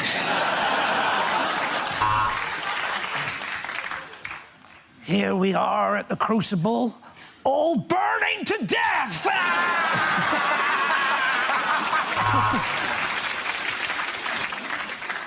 Well, that was the speed skating, and now crack cocaine curling. The American and the Russian are out in front, and here comes the Finn. Yes, they're going to swim a lot faster now. The shark is chasing them. And so they've brought up a curtain around the horse that fell earlier, but no, we've got good news. He's moved to a farm in the countryside. Well, here we are at the Rugby League. It's tough, man. It's better than Rugby Union and at the same time ever so slightly more gay.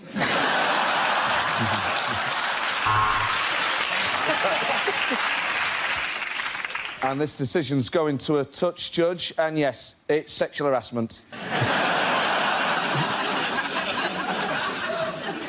Well, this is his third attempt with a bar at this height. No, still can't get served.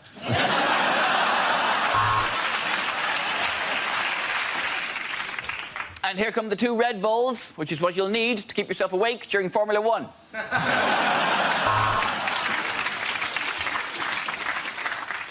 I'm joined here by Balding, or Alan Shearer as he likes to be known. Raikkonen now on Supersoft. The Viagra simply not working.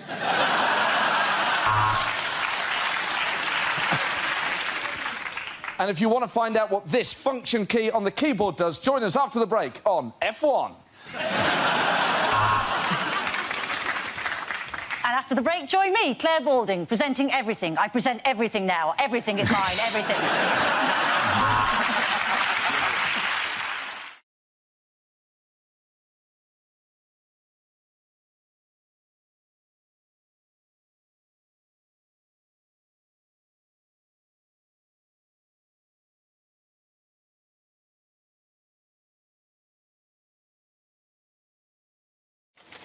And the first subject is identity. Who wants to come in with that? Josh. I had to sign for a parcel recently. That's got a lot more difficult, hasn't it? Yeah, it used to be simple, didn't it, when you get a pen and a piece of card? Now you're given this kind of digital screen and plastic stick. And all you can do is some kind of zigzag up and down line. That bears no relation to any signature that has ever existed ever. Is that your signature? No!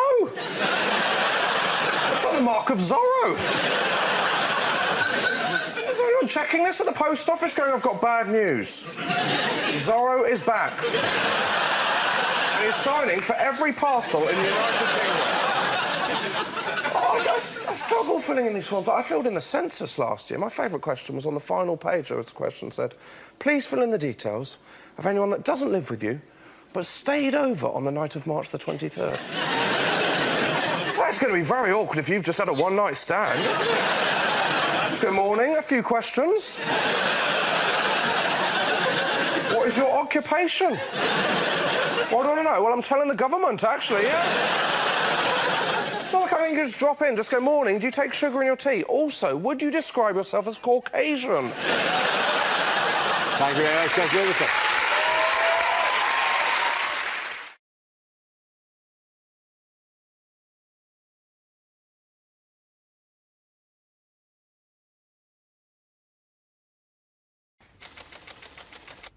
Subject is the West Country.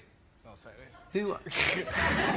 Russell. How can you not love the West Country? I've genuinely seen graffiti in Bristol during the last Tory campaign. Do you remember, are you thinking what we're thinking? Somebody had written underneath it, is it, do I like what's-its? It's phenomenal.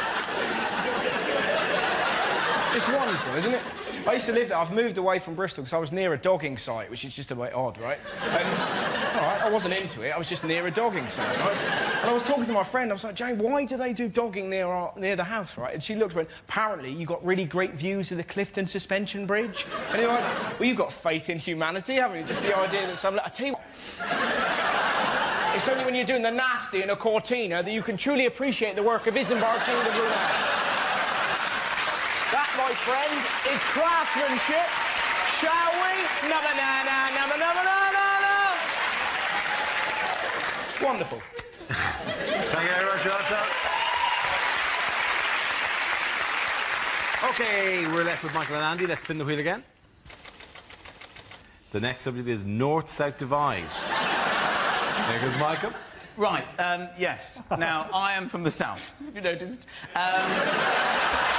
I have been north, up the M1, and I don't know what happens to the word the. It seems to disappear at about junction 25 on the M1, and the word the just goes, that's it from me, I'm getting off. You go on ahead. Are you coming with? No, I'm not interested up there. And then you get there and they don't have, they say, up to, oh, in, to, fridge, oh, you're going up to, what are you doing? My first experience of this was when I went to the cinema in Leeds. I saw The Lion, the Witch and the Wardrobe. I had more fun asking the woman what it is I'd booked to see than watching the entire movie itself. So what is it I'm seeing here today? To one, to witch and to wardrobe. What's he talking about?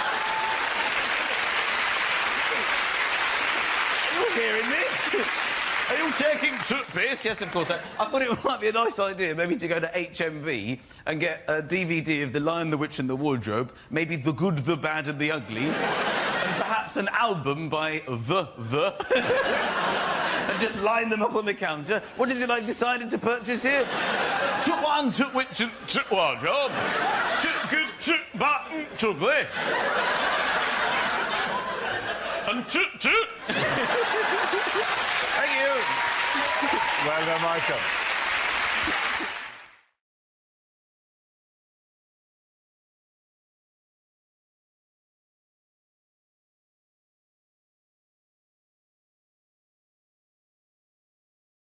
Now we come to scenes we'd like to see, so if everyone can make their way over to the performance area, please. I'll read out this week's topics and then we'll see what our panellists can come up with. OK, here we go.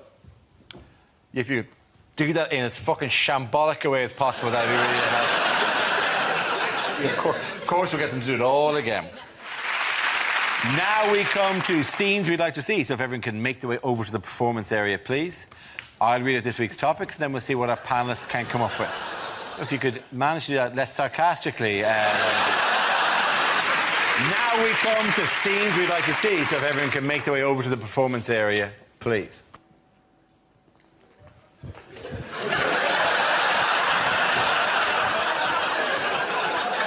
Yeah, you don't do it again. Look, he naturally... Walk in like you're naturally walking into the position. That's my normal walk. Yeah, no, 2 inches that way. What? I'll give you 2 inches. Now. Thank you, I appreciate it. OK, here we go. The first subject is unlikely things to hear on a history documentary. Sorry, too soon. Apologies. Harsh. My fault. Sorry, do you want to walk back and walk back out again? My fault. No, it's still valid. It's still you. It's still you doing it. No one will step in. I'll go back I a little promise you. bit. Go back all the way. I'm sorry. Itchy trigger finger. I apologise. Oh, now I'm so tempted to do it again. Yeah, fine. Very much. It's very important that part of my head looks fantastic at all times. That's why I plucked all the hair off, just to make sure that it received all the attention it deserved. Wayne Rooney's a pussy. OK, at the end of that round, the points go to Alan, Hugh and Milton. Oh. OK, can we do that again without you whining like a fucking child, right? Go back there. Christ almighty.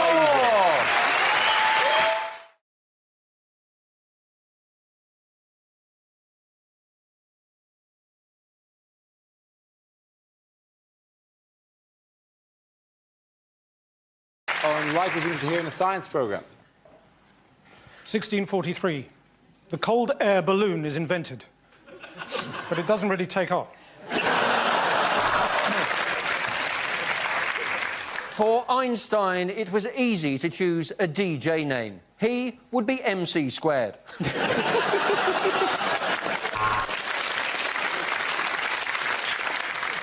Hello, I'm Dr. Gillian McKeith, and today I'll be sifting through your poop. Why? Because I was never hugged as a child. Now on 5, crop circles, myth or bollocks? Next, to demonstrate chaos theory, we've locked Boris Johnson in a room with an aardvark and some magic mushrooms. I was the man who discovered DNA. I wasn't going to call it that, but I was giving a lecture to the Royal Society, and I said, gentlemen, I believe I've discovered the genetic fingerprint of all human life. Ta-da!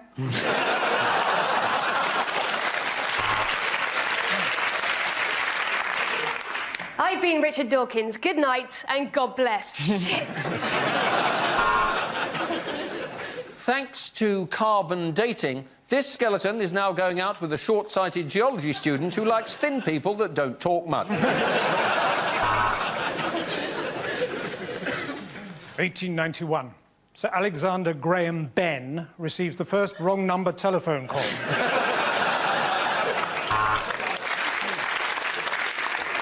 He realised that this equation was going to take him absolutely years. So he switched to a media studies course, which was a piece of piss.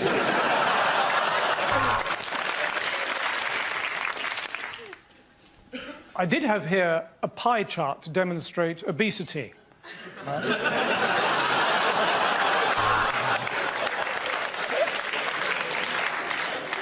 Apart from the human, the only animal to enjoy having sex is the dolphin. I had to shag a lot of animals to find that out. I'm a meerkat, she's not lying. Tonight we'll be discussing molecular science. Our guests are Sir Patrick Moore, Robert Winston and Dappy off of N-Dubs. With their tiny arms, could the T-Rex self-pleasure?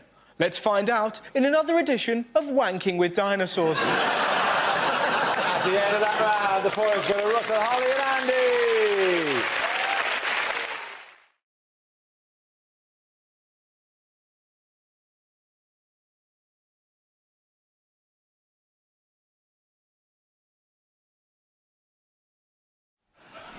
There were protests around the world over an offensive cartoon about the Prophet Muhammad, originally printed in a Danish newspaper. In Beirut, the Danish embassy was set alight, and as the flames reached the kittens... Let's do that again. The flames did not reach the kittens. What are you doing in this Danish embassy? Meow! The beautiful human interest story of just kittens pawing at the window.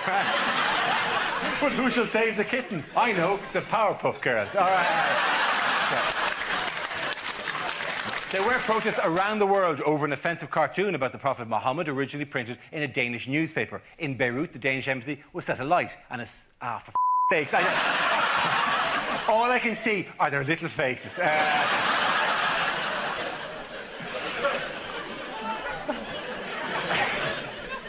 It doesn't even say kittens, not even kittens at all.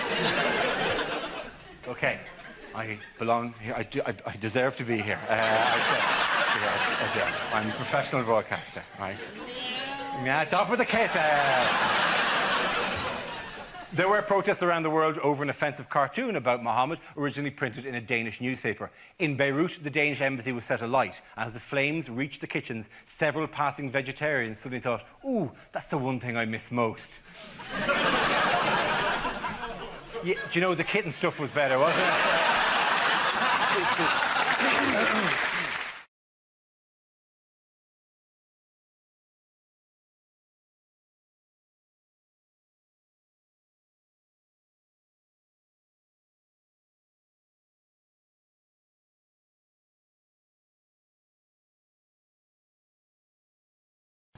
OK, here we go. The first subject is unlikely lines from a children's book.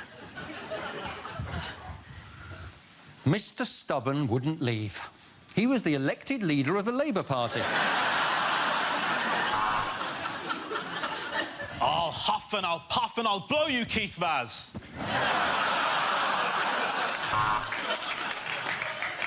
As Noddy looked at his new friends, Rampant Rabbit and Linda the Love Egg, he realised he was in a very different kind of toy town. And all the animals of Buttercup Farm celebrated because Percy Pig was going to the slaughterhouse and they never had to listen to that whiny little bastard again.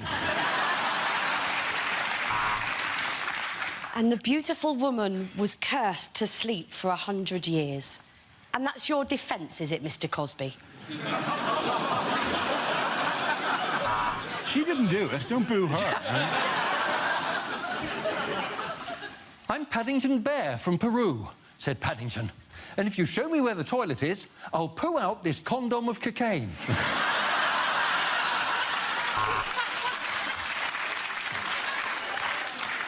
It's the absolutely horrific follow-up to Netflix and Chill. Swallows and Amazons. And was there a happy ending? Well, the prince did love massage parlours. I will never tell you my name. You will have to guess my name, said Rumpelstiltskin, really holding up the queue at Starbucks. From under the bridge came the voice of the troll. Wow, women can't be Ghostbusters, send!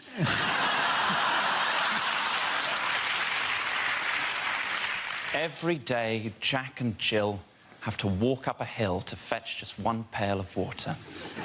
But for just £5 a month... Oh, It wasn't a giant peach after all, thought James, as he watched the big friendly giant put on his swimming trunks.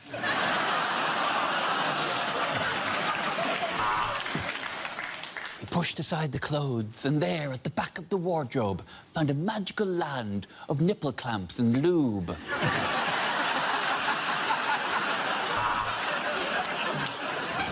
There's an Indian in the cupboard. I think he's hiding from UKIP. Oh, well, come on, I've been in this cupboard for bloody ages.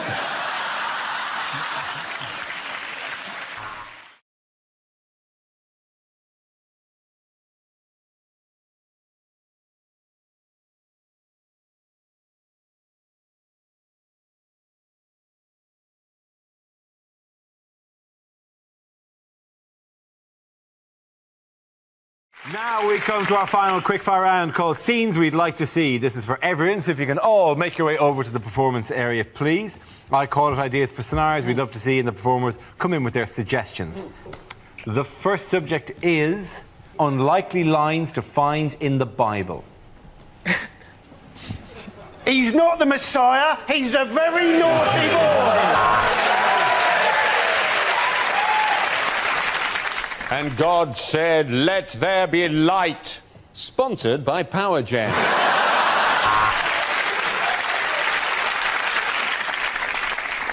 A man who lies with another man should be stoned. It helps, that's all I'm saying. A long time ago, in a galaxy far, far away. And God said, right, that's the 14 commandments. Now, will you remember all those? That's very good. Table for 12, Jesus. I can do 2 6s at 8:30. And on the 8th day, God created a magic talking leopard and forgot all about us. And Mary said God had given her a child, so Joseph went and joined Fathers for Justice. And it rained for 40 days and 40 nights, although Thames Water still had a hosepipe ban.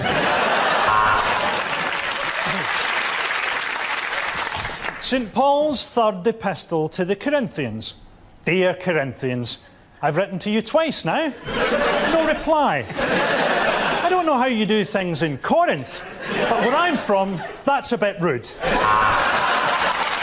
OK, the next topic is, in the week in which the government discussed raising the school leaving age, bad things for a teacher to say.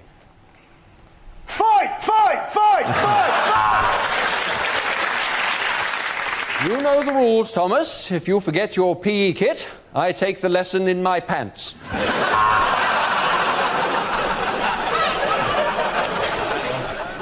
I'm a gun runner, robber and murderer, but the Home Office think I'm clean. Are you chewing, boy? This is the worst blowjob I've had all day.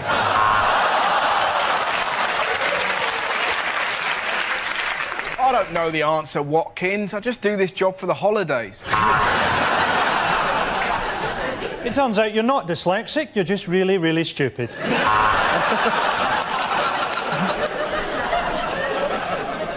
I have been at this school for over 40 years. I buggered your fathers and I will bugger you. OK. At the end of that, ladies and gentlemen, the winners are Ian, Hugh and Frankie.